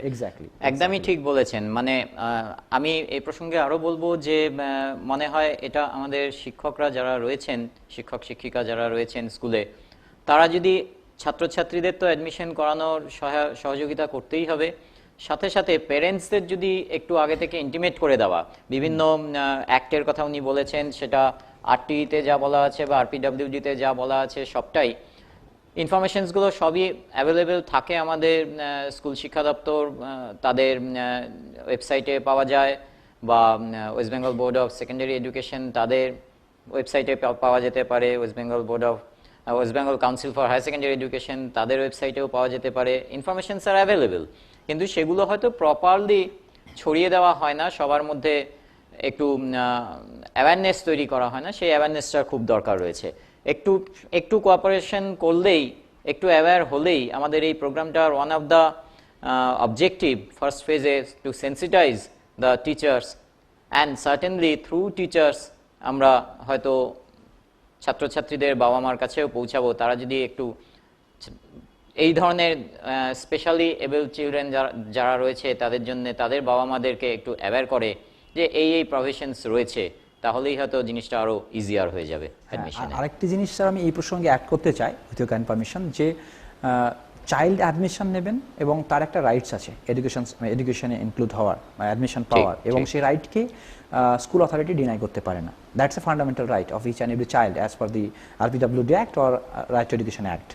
তো এর সঙ্গে আর একটা বিষয় জানা উচিত যে তাদের রাইটসকে যদি এনশিওর করতে হয়, তো চাইল্ডের সঙ্গে সঙ্গে কিন্তু প্যারেন্টসকেও সেন্সিটাইজ করতে হবে। একদমই ঠিক, একদমই ঠিক। একটা চাইল্ড ডিসাইড করে না সে কোন স্কুলে যাবে, একটা চাইল্ড ডিসাইড করে না সে আদৌ স্কুলে যাবে কিনা, বিশেষ করে পারসনস উইথ ডিসেবিলিটি বা চাইল্ড উইথ ডিসেবিলিটি যারা হন সেক্ষেত্রে। এবং এই রাইটসগুলো সম্পর্কে প্যারেন্টসদেরকে সেন্সিটাইজ করতে হলে যে মিডিয়া একটা ইম্পর্টেন্ট রোল প্লে করতে পারে, সোশ্যাল মিডিয়া একটা ইম্পর্টেন্ট রোল প্লে করতে, গভর্নমেন্ট একটা ইম্পর্টেন্ট রোল প্লে করতে পারে, এবং স্কুল ম্যানেজমেন্ট কমিটি যে আছেন যিনি স্কুল এবং কমিটি প্যারেন্টস সবাইকে ইনক্লুড করে যে একটা তাদের যে একটা কাজ করে এগিয়ে যাওয়ার প্রসেস, সেই কমিটির কিন্তু একটা ইম্পর্টেন্ট রোল প্লে করতে পারেন, যেটা আমরা স্কুল ম্যানেজমেন্ট কমিটি বলছি রাইট টু এডুকেশন অ্যাক্টের মাধ্যমে যেটাকে এনশিওর করা হয়েছে। প্রত্যেকটা স্কুলের একটা স্কুল ম্যানেজমেন্ট কমিটি থাকা উচিত যেখানে প্যারেন্ট কিন্তু একটা integral important part of that committee.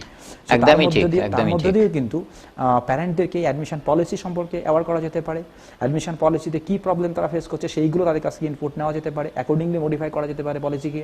এবং সঙ্গে সঙ্গে যদি কোনো স্কুল অ্যাডমিশন ডিনাই করে তাহলে তার এই ডিনাই করার পর যদি ডিনাই করে তাহলে সেই প্রবলেমটা নিয়ে তারা কার কাছে যাবেন এই প্রবলেমটাকে অ্যাড্রেস করার জন্য, কোন অথরিটির কাছে, এবং যে অথরিটির কাছে যাবেন সেই অথরিটির কী দায়িত্ব থাকবে, সেই দায়িত্বগুলো কি সেই সম্পর্কেও কিন্তু প্যারেন্টকে সেন্সিটাইজ করা দরকার। তারা হেডমাস্টার মশাইয়ের কাছে যাবেন না, অ্যাসিস্ট্যান্ট স্কুল ইন্সপেক্টর কাছে যাবেন না, ডিআইয়ের কাছে যাবেন না, লোকাল বিডিও না, এসডিও না, অথরিটির কাছে যাবেন, কার কাছে যাবেন সেটা সম্পর্কেও কিন্তু একটু সেন্সিটাইজ থাকা দরকার, এবং এগুলো সবই ক্লিয়ারলি স্টেটেড হওয়া দরকার। কারণ ম্যাক্সিমাম ক্ষেত্রে যারা পারসনস উইথ ডিসেবিলিটি প্যারেন্ট হন তারা কিন্তু এই প্রবলেমগুলো ফেস করেন। একদমই ঠিক কথা, একদমই ঠিক কথা। এরিয়াতে বা ফার্স্ট জেনারেশন লার্নার যারা হয় তারা কিন্তু ফেস করেন। আর আরেকটা জিনিস, আপনি যদি একটু ডিসেবিলিটি স্ট্যাটিস্টিক্স পড়ে নেন বা একটু রিসার্চ করা যায় তাহলে দেখা যাবে যে maximum persons with disabilities are coming from the parents are illiterate are the first generation learner. So তারা কিন্তু এই প্রবলেমগুলো হিউজ পরিমাণে ফেস করে। তো আমার মনে হয় এই রাইট সম্পর্কে সেন্সিটাইজ করা প্যারেন্টসকে অ্যাজ ওয়েল অ্যাজ স্টুডেন্টসকে, এবং এই ক্ষেত্রে স্কুলকে কমিউনিটিকে এবং ডিপার্টমেন্ট কনসার্নকে কিন্তু খুব একটা ইম্পর্টেন্ট রোল প্লে করতে হবে আমার মনে হয়। আসলে এই সেন্সিটাইজেশনটা যদি প্যারেন্টদের জন্য করা যায়, ইনফ্যাক্ট অনেক ক্ষেত্রে প্যারেন্টরা মনে করে তারা হয়তো জানেই না যে তাদের ছাত্রছাত্রী তাদের যে ছেলে মেয়ে রয়েছে তাদেরকে নিয়ে আমি স্কুলে অ্যাডমিশনটা করাতে পারি খুব অনায়াসে, এবং বিভিন্ন ফেসিলিটিস রয়েছে সেগুলো দিলে হয়তো চাইল্ডের ডেভেলপমেন্ট অনেক তাড়াতাড়ি হতে পারে, অনেক বেটার ওয়েতে হতে পারে। সুতরাং তাদের সেন্সিটাইজ করাটাও আমাদের স্কুলের তরফ থেকে অত্যন্ত গুরুত্বপূর্ণ একটা কাজ।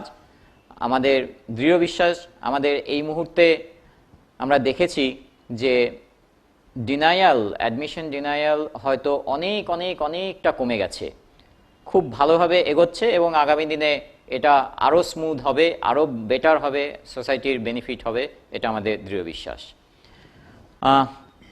আরেকটি প্রশ্ন যেটা আমার থাকছে ডক্টর সরকারের কাছে, এই যে টিচিং লার্নিং প্রসেস, অ্যাডমিশন তো হলো, অ্যাডমিশন হওয়ার পরে চিলড্রেন উইথ স্পেশাল নিড এই সমস্ত বাচ্চারা যারা আসছে ইনক্লুসিভ এনভায়রনমেন্টে তাদের টিচিং লার্নিং প্রসেস কী ধরনের চেঞ্জ আনলে একটা inclusive environment, actual and real inclusive environment আমরা ক্লাসরুমে তৈরি করতে পারবো, সেটা যদি একটু বলেন আমাদের। এক্সেলেন্ট, অ্যাকচুয়ালি এটা খুবই ইম্পর্টেন্ট প্রশ্ন, অ্যান্ড আমি প্রথমে আপনাকে ধন্যবাদ জানাই এত সুন্দর একটা প্রশ্ন করার জন্য।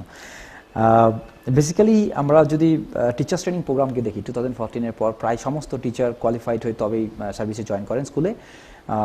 কেউ স্পেশাল বিএড করে আসেন, কেউ জেনারেল বিএড করে আসেন। Both of the curriculum core point থেকে প্রায় সেম, এবং যারা স্পেশাল ব্যাকগ্রাউন্ড থেকে আসে তারা হয়তো ডিসেবিলিটি সম্পর্কে একটুখানি বেশি নলেজ নিয়ে আসেন।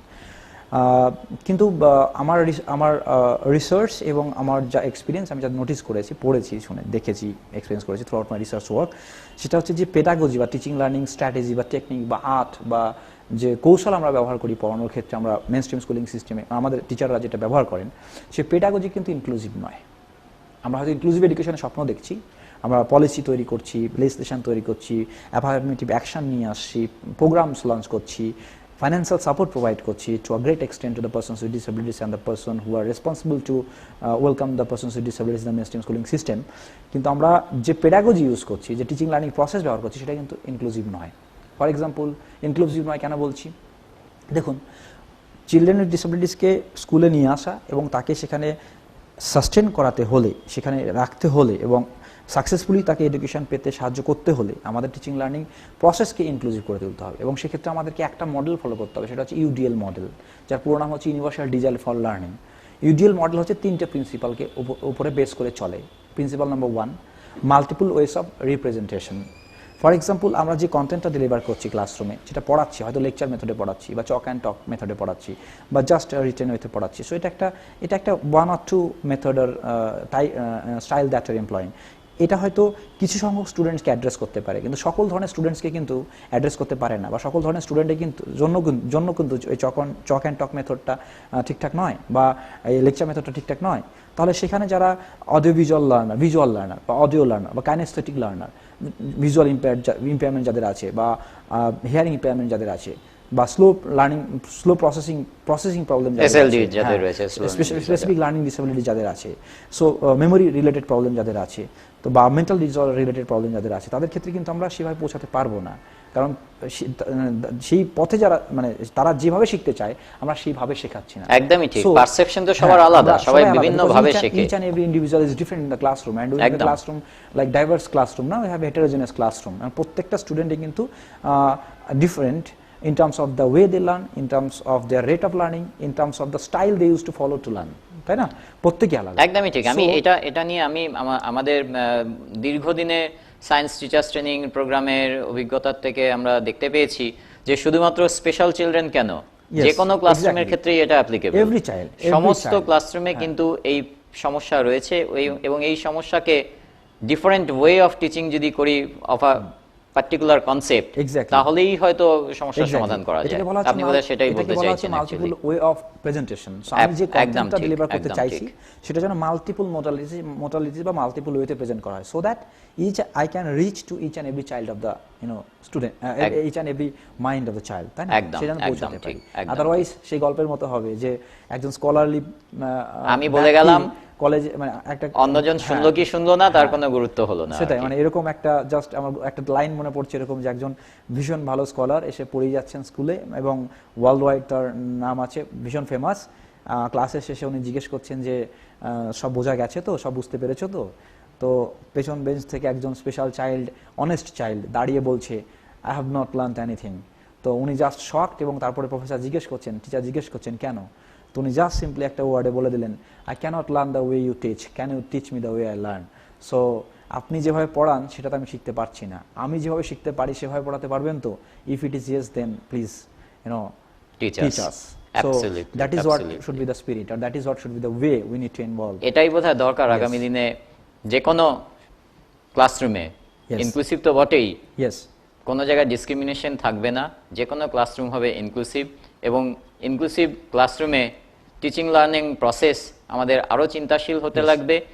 একভাবে পড়ালে হবে না, বিভিন্নভাবে different way of teaching for a same concept, সেটাকে নিয়ে আসতে হবে। আর একটা বিষয় আমার অ্যাকনোলেজ করা উচিত, আজকে আমি আমার লেকচারে যে সমস্ত লিগাল পার্সপেক্টিভগুলো বলছিলাম inclusive education related, maximum time আমি ফোকাস করেছিলাম persons with disabilities, but I need to acknowledge যে ইনক্লুসিভ এডুকেশন শুধুমাত্র পারসনস উইথ ডিসেবিলিটিসকে নয়, ইনক্লুসিভ এডুকেশন সমস্ত চাইল্ডকে অ্যাড্রেস করে। এটা হোমলেস চাইল্ড হতে পারে, ডেস্টিটিউট চাইল্ড হতে পারে, ফার্স্ট জেনারেশন লার্নার হতে পারে, সোশিও ইকোনমিক্যালি ব্যাকওয়ার্ড চাইল্ড হতে পারে, গিফটেড চাইল্ড হতে পারে, স্পেশালি ট্যালেন্টেড চাইল্ড হতে পারে, ইভেন পারসনস উইথ ডিসেবিলিটিস হতে পারে। So persons with disabilities is a part of that large group. একদমই ঠিক। Every student is different. Yes. So every student learn differently. Yes. So it should be for all. Yes, and the second principle is that multiple means of engagement means একটা ক্লাসরুমে প্রত্যেকটা student একই ওয়েতে motivated হয় না, একইভাবে interested হয় না। সো সবার মোটিভেটেড হওয়ার লেভেল আলাদা, সোর্স অফ মোটিভেশন আলাদা, এঙ্গেজমেন্টের লেভেল আলাদা, এঙ্গেজ যে হবে ক্লাসরুমে, এবং কেন এঙ্গেজ হবে সেই কারণটাও আলাদা। এই এঙ্গেজ করার দায়িত্ব কিন্তু আমাদের টিচারদের। আমাদের ভাবতে হবে যে আমি ক্লাসে 50 জন ছাত্র থাকলে 50 জন একইভাবে শিখবে না বা একইভাবে বুঝবে না, কে কিভাবে বুঝবে তাদেরকে ক্লাস্টার করে করে নিয়ে আমার দায়িত্ব তাকে এনগেজ করে দেওয়া। আপনাদের ক্ষেত্রেও আমাদের অনুরোধ যে আপনারাও এটা মাথায় রাখবেন যখন ক্লাসে পড়াবেন, irrespective of the inclusive education or any kind of education, it is applicable for all, যে ক্লাসে যখন আমি ছাত্রছাত্রী আমার সামনে রয়েছে আমি ডিসক্রিমিনেট করব না, বাট কে কিরকম ভাবে বুঝছে তার নিড অনুযায়ী আমি আমার লেসনটাকে প্ল্যান করব, এটাই বোধহয় দরকার আগামী দিনে। এটা হচ্ছে মাল্টিপল মিনস অফ এঙ্গেজমেন্ট, মানে যে যেভাবে ইন্টারেস্টেড হয়, যার লেভেল অফ মোটিভেশন যেমন, তাকে যেন ঠিক সেভাবেই প্ল্যাটফর্ম প্রোভাইড করা হয়, সেই রকমই মেন্টাল, সোশ্যাল, তবেই তো কালচারাল শিখতে পারবে, লার্নিং হবে, প্রত্যেকে ক্লাসে এঙ্গেজ হয়, ঠিক। এন্ড অ্যাক্টিভ engagement হলে তবেই active learning হবে, otherwise not. So the moment I'm ensuring active engagement in the classroom from the end of the student, I'm sure that the learning outcome will be huge, or learning outcome will be meaningful and efficient enough. And the last principle, that is principles of the multiple means of presentation, expression. Multiple means of expression meaning, like প্রত্যেকটা child, আমরা হয়তো কেউ আমাদের যে জানা বিষয়টা সেটা হয়তো বলেও কেউ ব্যক্ত করতে পারে, কেউ লিখে ব্যক্ত করতে পারে, কেউ হয়তো তার অ্যাক্টিভিটিসের মধ্যে ব্যক্ত করতে পারে।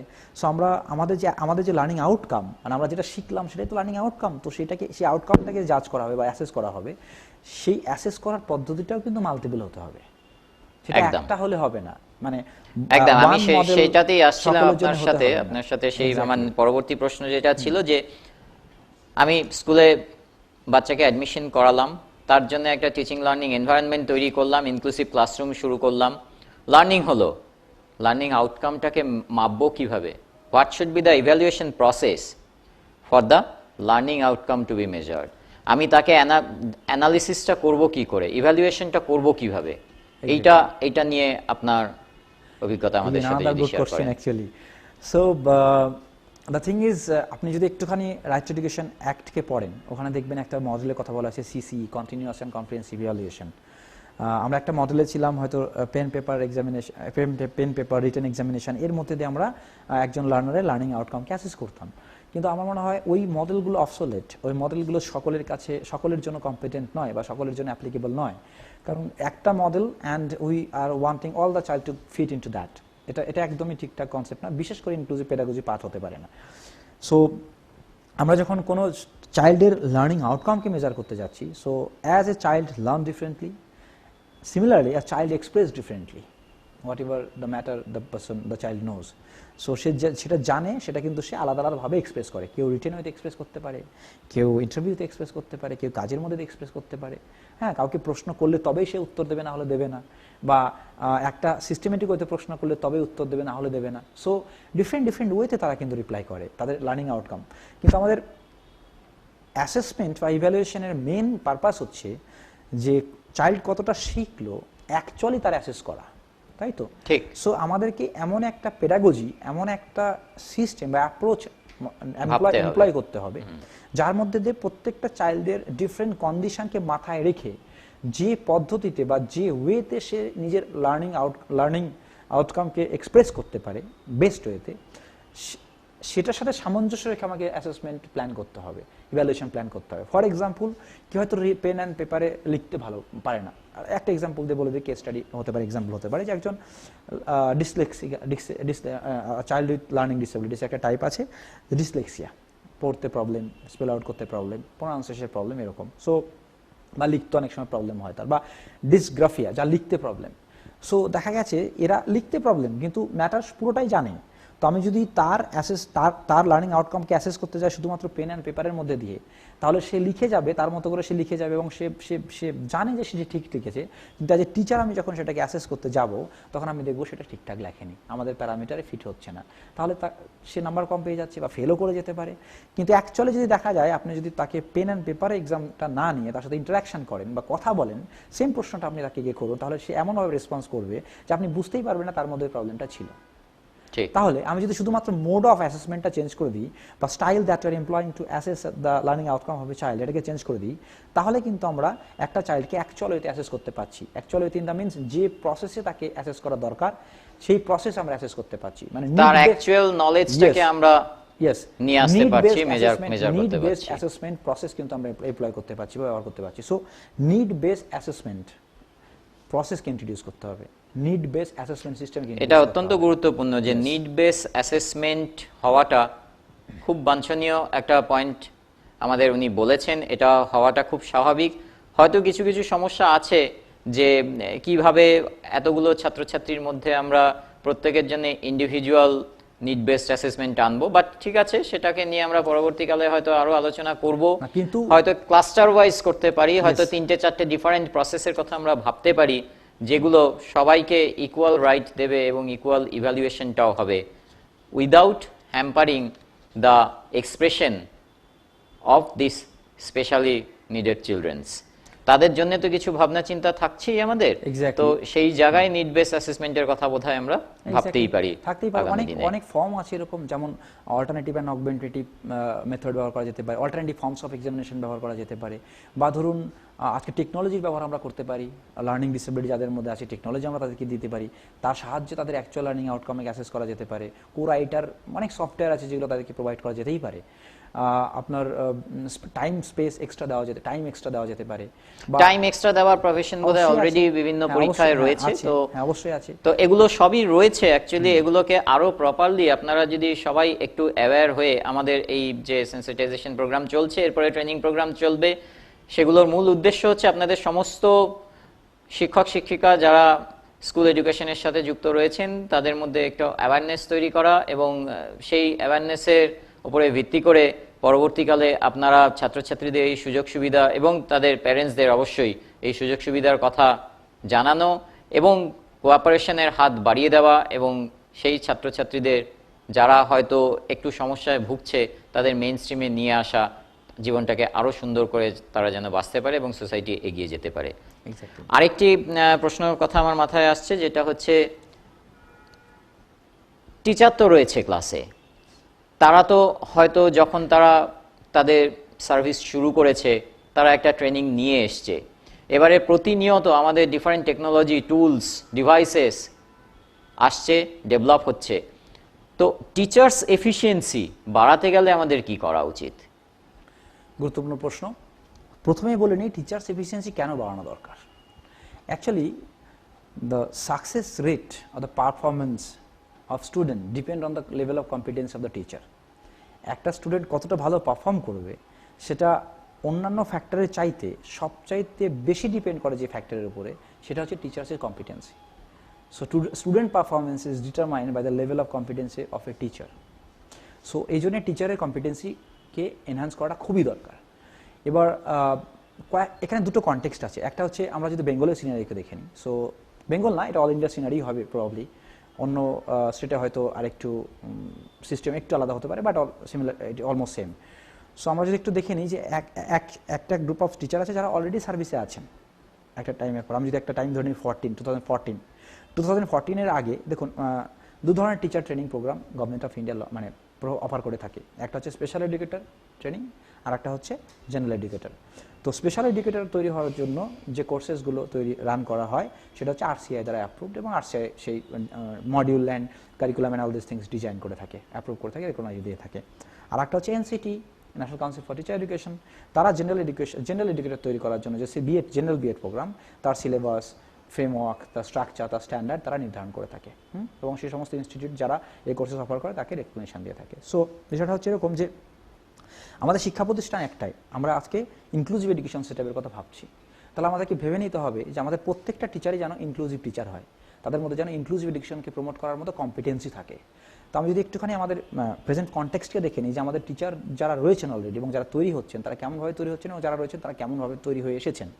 তো আমরা যদি এটাকে বোঝার চেষ্টা করি তাহলে এরকম আসবে যে 2014 আগে এনসিটি বিএড প্রোগ্রামের সিলেবাস রিভাইজ করার আগে যে সিলেবাসটা ছিল সেখানে আমার ডিসেবিলিটি সংক্রান্ত কারিকুলাম কিন্তু ছিল না, বা ডিসেবিলিটি সম্পর্কে বেশি সাবজেক্ট কিন্তু ছিল না, একটা বা ম্যাক্সিমাম কিছু ইউনিট হয়তো ছিল, একটা বা দুটো ইউনিট বা একটা পার্টিকুলার সাবজেক্টের দ্বারা হিউজ পরিমাণ, ডিসেবিলিটি একটা হিউজ এরিয়া, ইনক্লুসিভ এডুকেশন একটা huge area, inclusive education policy, strategy, everything is huge. So একটা পেপারের মধ্যে দিয়ে কমপ্লিট একটা নলেজ ডিসেমিনেট করা কিন্তু সম্ভব নয়। সো একটা ইনিশিয়াল ট্রেনিং হয়তো তারা পেতো, কিন্তু নট উইথ অ্যাডেকুয়েট নলেজ। সো তারা যারা অলরেডি সেটআপে আছেন তাদের জন্য যেটা হতে পারে, তারা সেটআপে আছেন ঠিক আছে, তো তাদের জন্য ইন সার্ভিস ট্রেনিং প্রোগ্রাম আছে।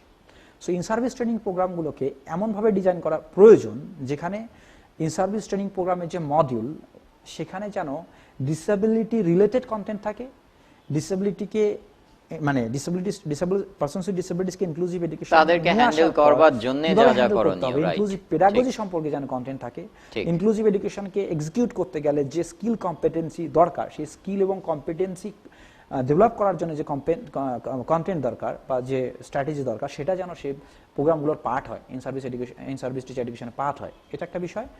এবং হয়তো ইন সার্ভিস টিচার এডুকেশন সেটা হয়তো এখনো পর্যন্ত ম্যান্ডেটরি নয়, বা ম্যান্ডেটরি হলেও অল্প দিনের জন্য mandatory.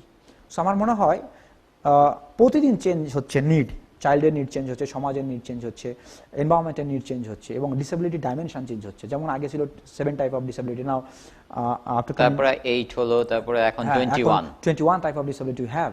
So 21 type of disabilities, এবং প্রত্যেকটা ডিসেবিলিটি প্রত্যেকটা ডিসেবিলিটি কিন্তু আরেকটা ডিসেবিলিটি থেকে আলাদা, তাদের নিড নেচার আলাদা, কন্ডিশন আলাদা, চ্যালেঞ্জেস আলাদা, তাদেরকে যে পড়ানোর পেডাগজি সেটাও কিন্তু আলাদা, সেটাও আলাদা হতে লাগবে। সো সেটা কিন্তু প্রতিদিন একটা চেঞ্জ হচ্ছে, evolving process, it is evolving, the area is evolving, the condition, the matter is evolving every day.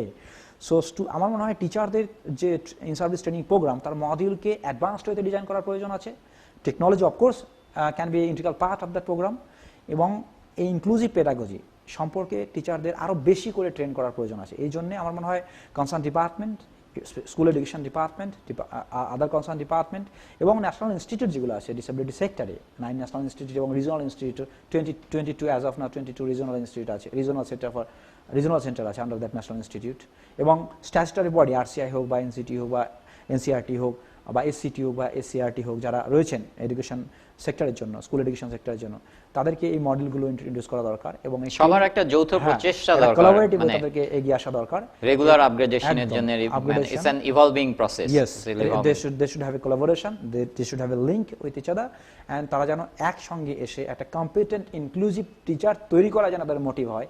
এই লক্ষ্যে এগিয়ে যাওয়ার জন্য যেরকম পেডাগজিকে রেখে একটা in service training program design করা দরকার, সেরকম যেন করেন, এবং এটা যেন একটা কম্পালসারি পার্ট হয় টিচারদের। এফিশিয়েন্সি বাড়ানোর জন্য কিছু মডেল থাকা দরকার, রেগুলারলি জন্য চলে। এন্ড টু অ্যাড অন, আমাদের যে ন্যাশনাল এডুকেশন পলিসি এসেছে 2020-তে, সেখানে কিন্তু বলেই দেওয়া হচ্ছে যে এখন আর টিচাররা জাস্ট টিচার হয়ে গেলেন তারপরে আর কোনো ট্রেনিং পেলেন না, এইভাবে চলছে, সেটা একদমই ঠিক নয়। এবং রেগুলার বেসিসে তাদের আপগ্রেডেশন না হলে, নিজেরা আপগ্রেড না করলে পরবর্তী জেনারেশনকে আপগ্রেডেশনের পথ দেখাবো কি করে? তাদের কম্পিটেন্সি লেভেলকে কিন্তু আপগ্রেড করা হবে। ঠিক ঠিক ঠিক।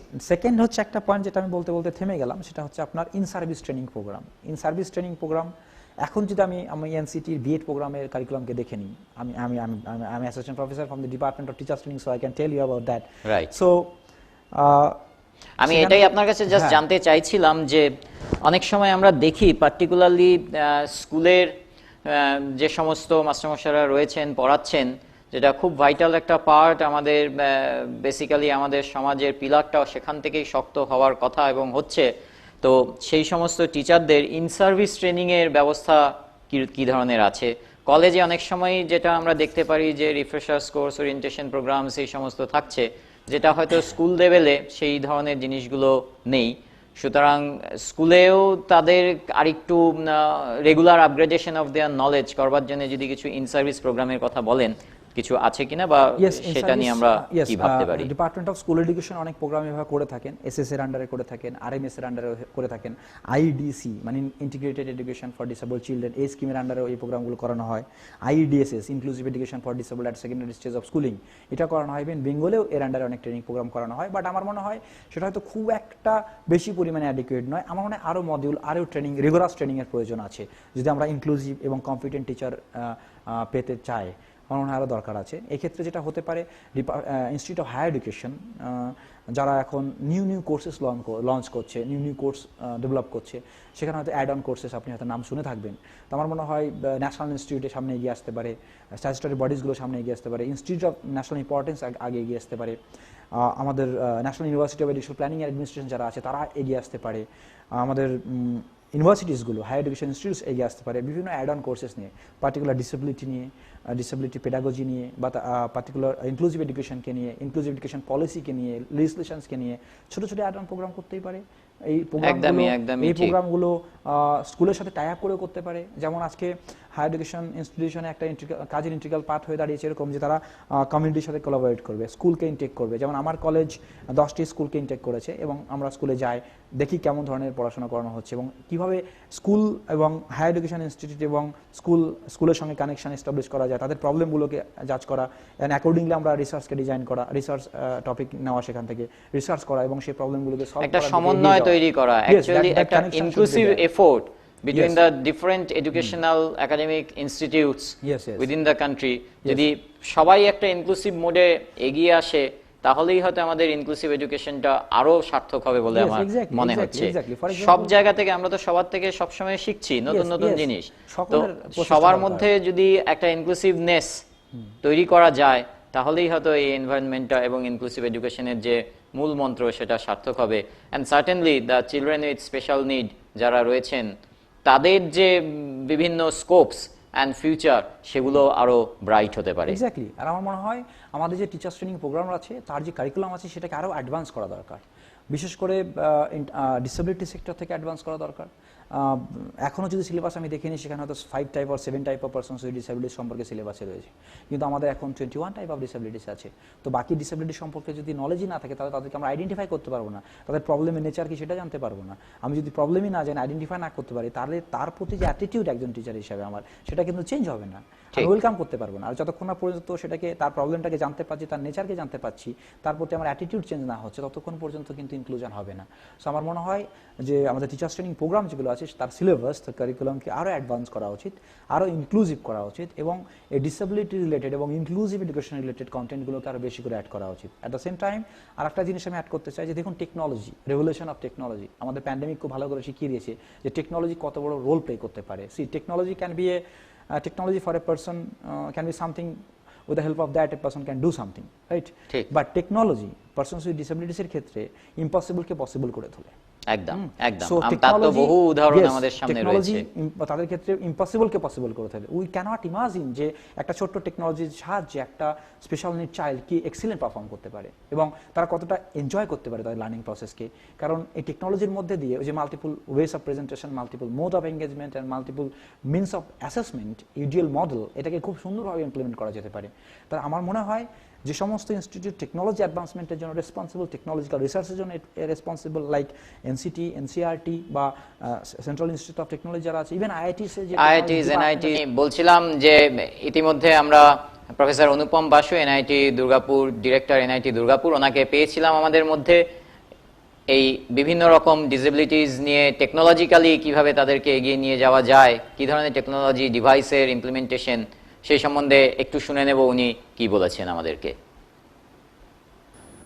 পশ্চিমবঙ্গ সরকারের স্কুল দপ্তর এবং JBNSTS এর পক্ষ থেকে শিক্ষকদের সচেতন করার যে কার্যক্রম নেওয়া হয়েছে, বিশেষ করে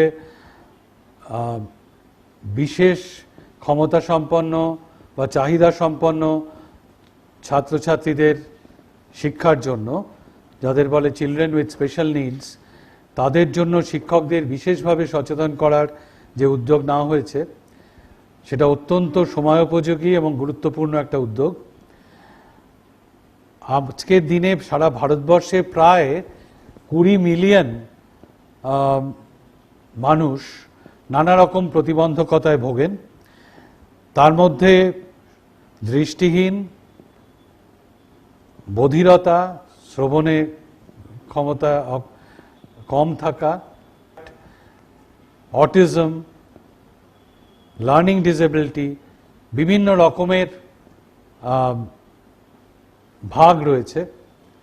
প্রথমত আমি যদি ভাগগুলোকে একবার বলার চেষ্টা করি তাহলে এইভাবে বলা যায়: visually impaired, orthopaedically impaired, hearing impaired, speech impaired, cerebral palsy বা নিউরোমোটর ডিসঅর্ডার্ড বাচ্চারা, অটিজম, মেন্টাল রিটার্ডেশন, যেটা বড় স্পেকট্রাম, লার্নিং ডিসেবিলিটি একটা আরেকটা স্পেকট্রাম, তার মধ্যে ডিসলেক্সিয়া একটা বিশেষ ধরন, যাদের পড়তে অসুবিধা হয়।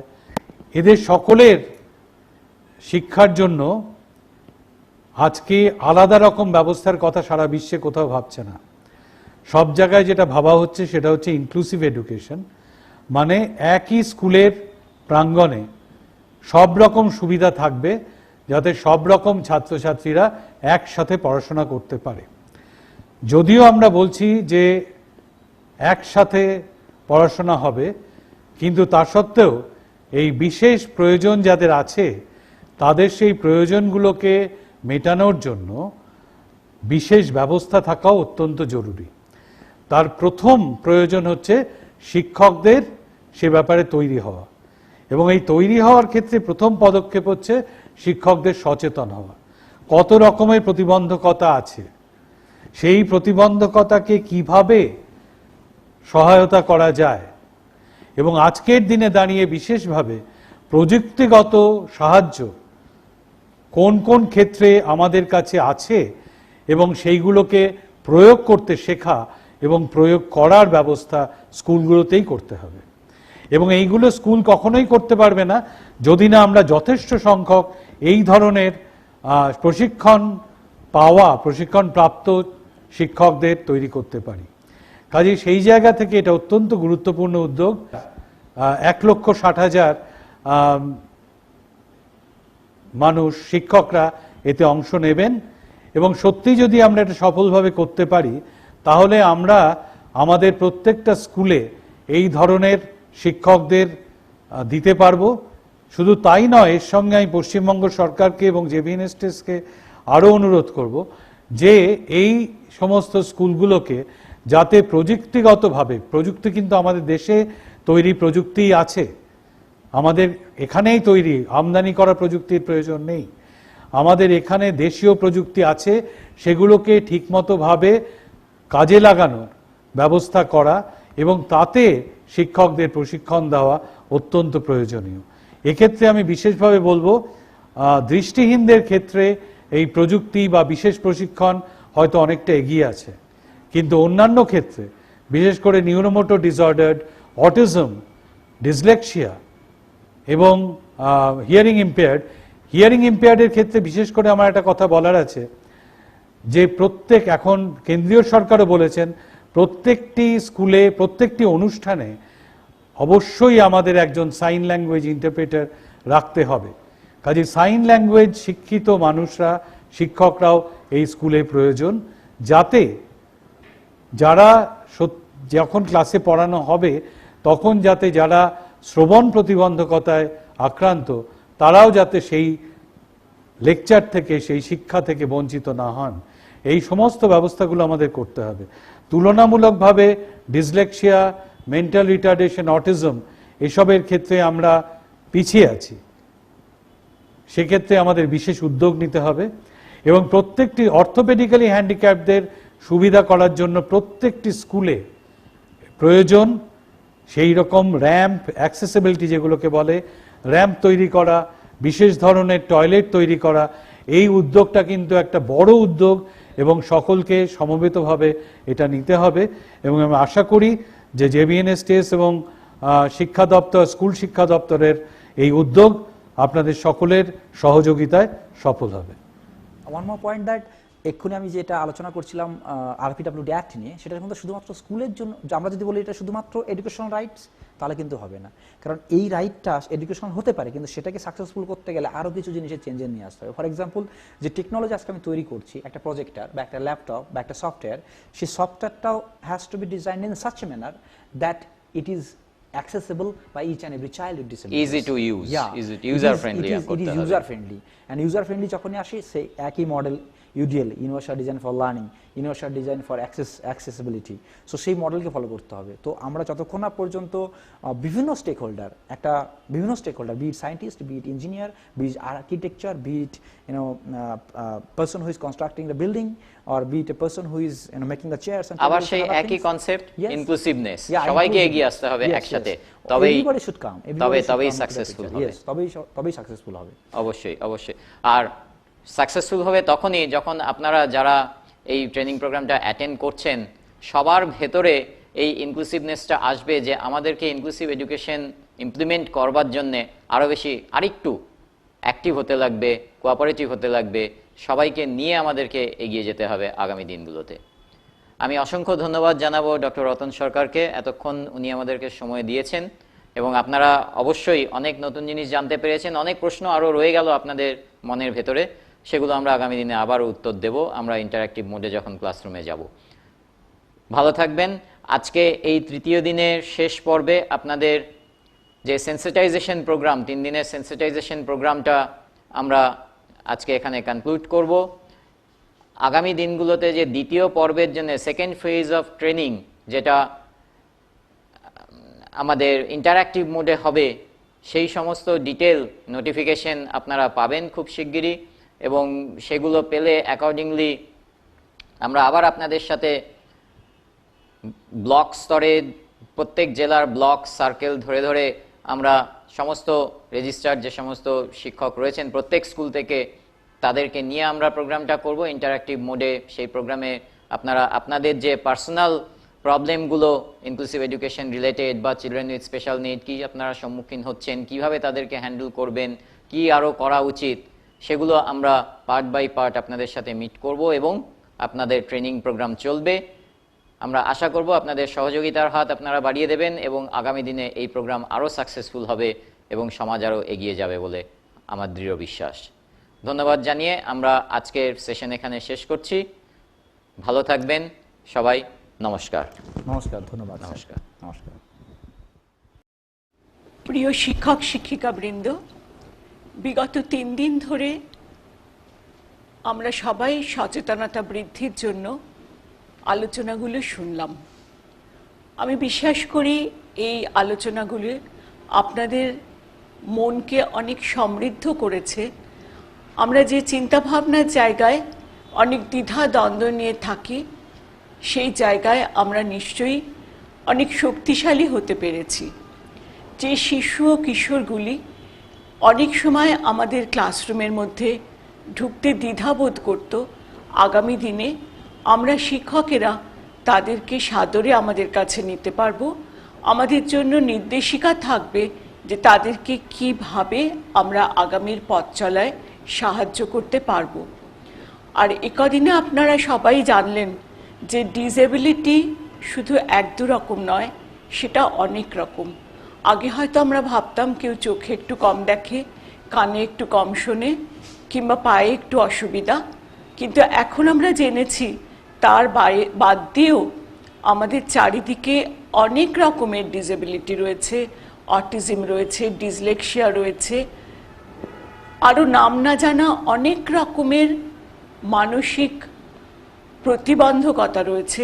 কোনো শিশু হয়তো লিখতে একটু ধীর, কোনো শিশু হয়তো প্রশ্নের উত্তরটা জেনেও দ্বিধাবোধ করে অনেকক্ষণ। এইরকম নানা রকমের প্রতিবন্ধকতাকে বাধা দিয়ে কিভাবে আমরা প্রতিস্পর্ধী শিক্ষাকে আগামী দিনে এগিয়ে নিয়ে যাব, সেই চিন্তাই আমাদেরকে প্রতিনিয়ত এগিয়ে দেবে আগামীর পৃথিবীতে। ধন্যবাদ জানাই বিদ্যালয় শিক্ষা দপ্তর, পশ্চিমবঙ্গ সরকারকে, তাদের সমস্ত অধিকর্তা কর্মীবৃন্দ আমাদের সঙ্গে যেভাবে সহযোগিতা করেছেন, সেই জন্যই একমাত্র সম্ভব হয়েছে Jagadish Basu national science talent সার্চের পক্ষে এই অনুষ্ঠানটিকে সম্পূর্ণতায় সাফল্যমণ্ডিত করার। আমি আবারও ধন্যবাদ জানাই Jagadish Basu national science talent সার্চের সমস্ত কর্মীবৃন্দকে। তাদের সক্রিয় সহযোগিতায় এই প্রোগ্রামটি করা গেল। আমি সকলকে শুভেচ্ছা জানাই। আপনাদের শিক্ষক শিক্ষিকাদের কাছে আমাদের বিরাট প্রত্যাশা আগামী দিনে পশ্চিমবঙ্গ ইনক্লুসিভ এডুকেশনের ক্ষেত্রে যে নতুন দিগন্ত সূচনা করলো, ভারতবর্ষে সেটা এক নতুন মাত্রা যোগ করবে। আমি সবাইকে ধন্যবাদ, শুভেচ্ছা এবং ভালোবাসা জানাই। আমাদের প্রথম পর্যায়ের প্রোগ্রাম আজকেই শেষ হলো।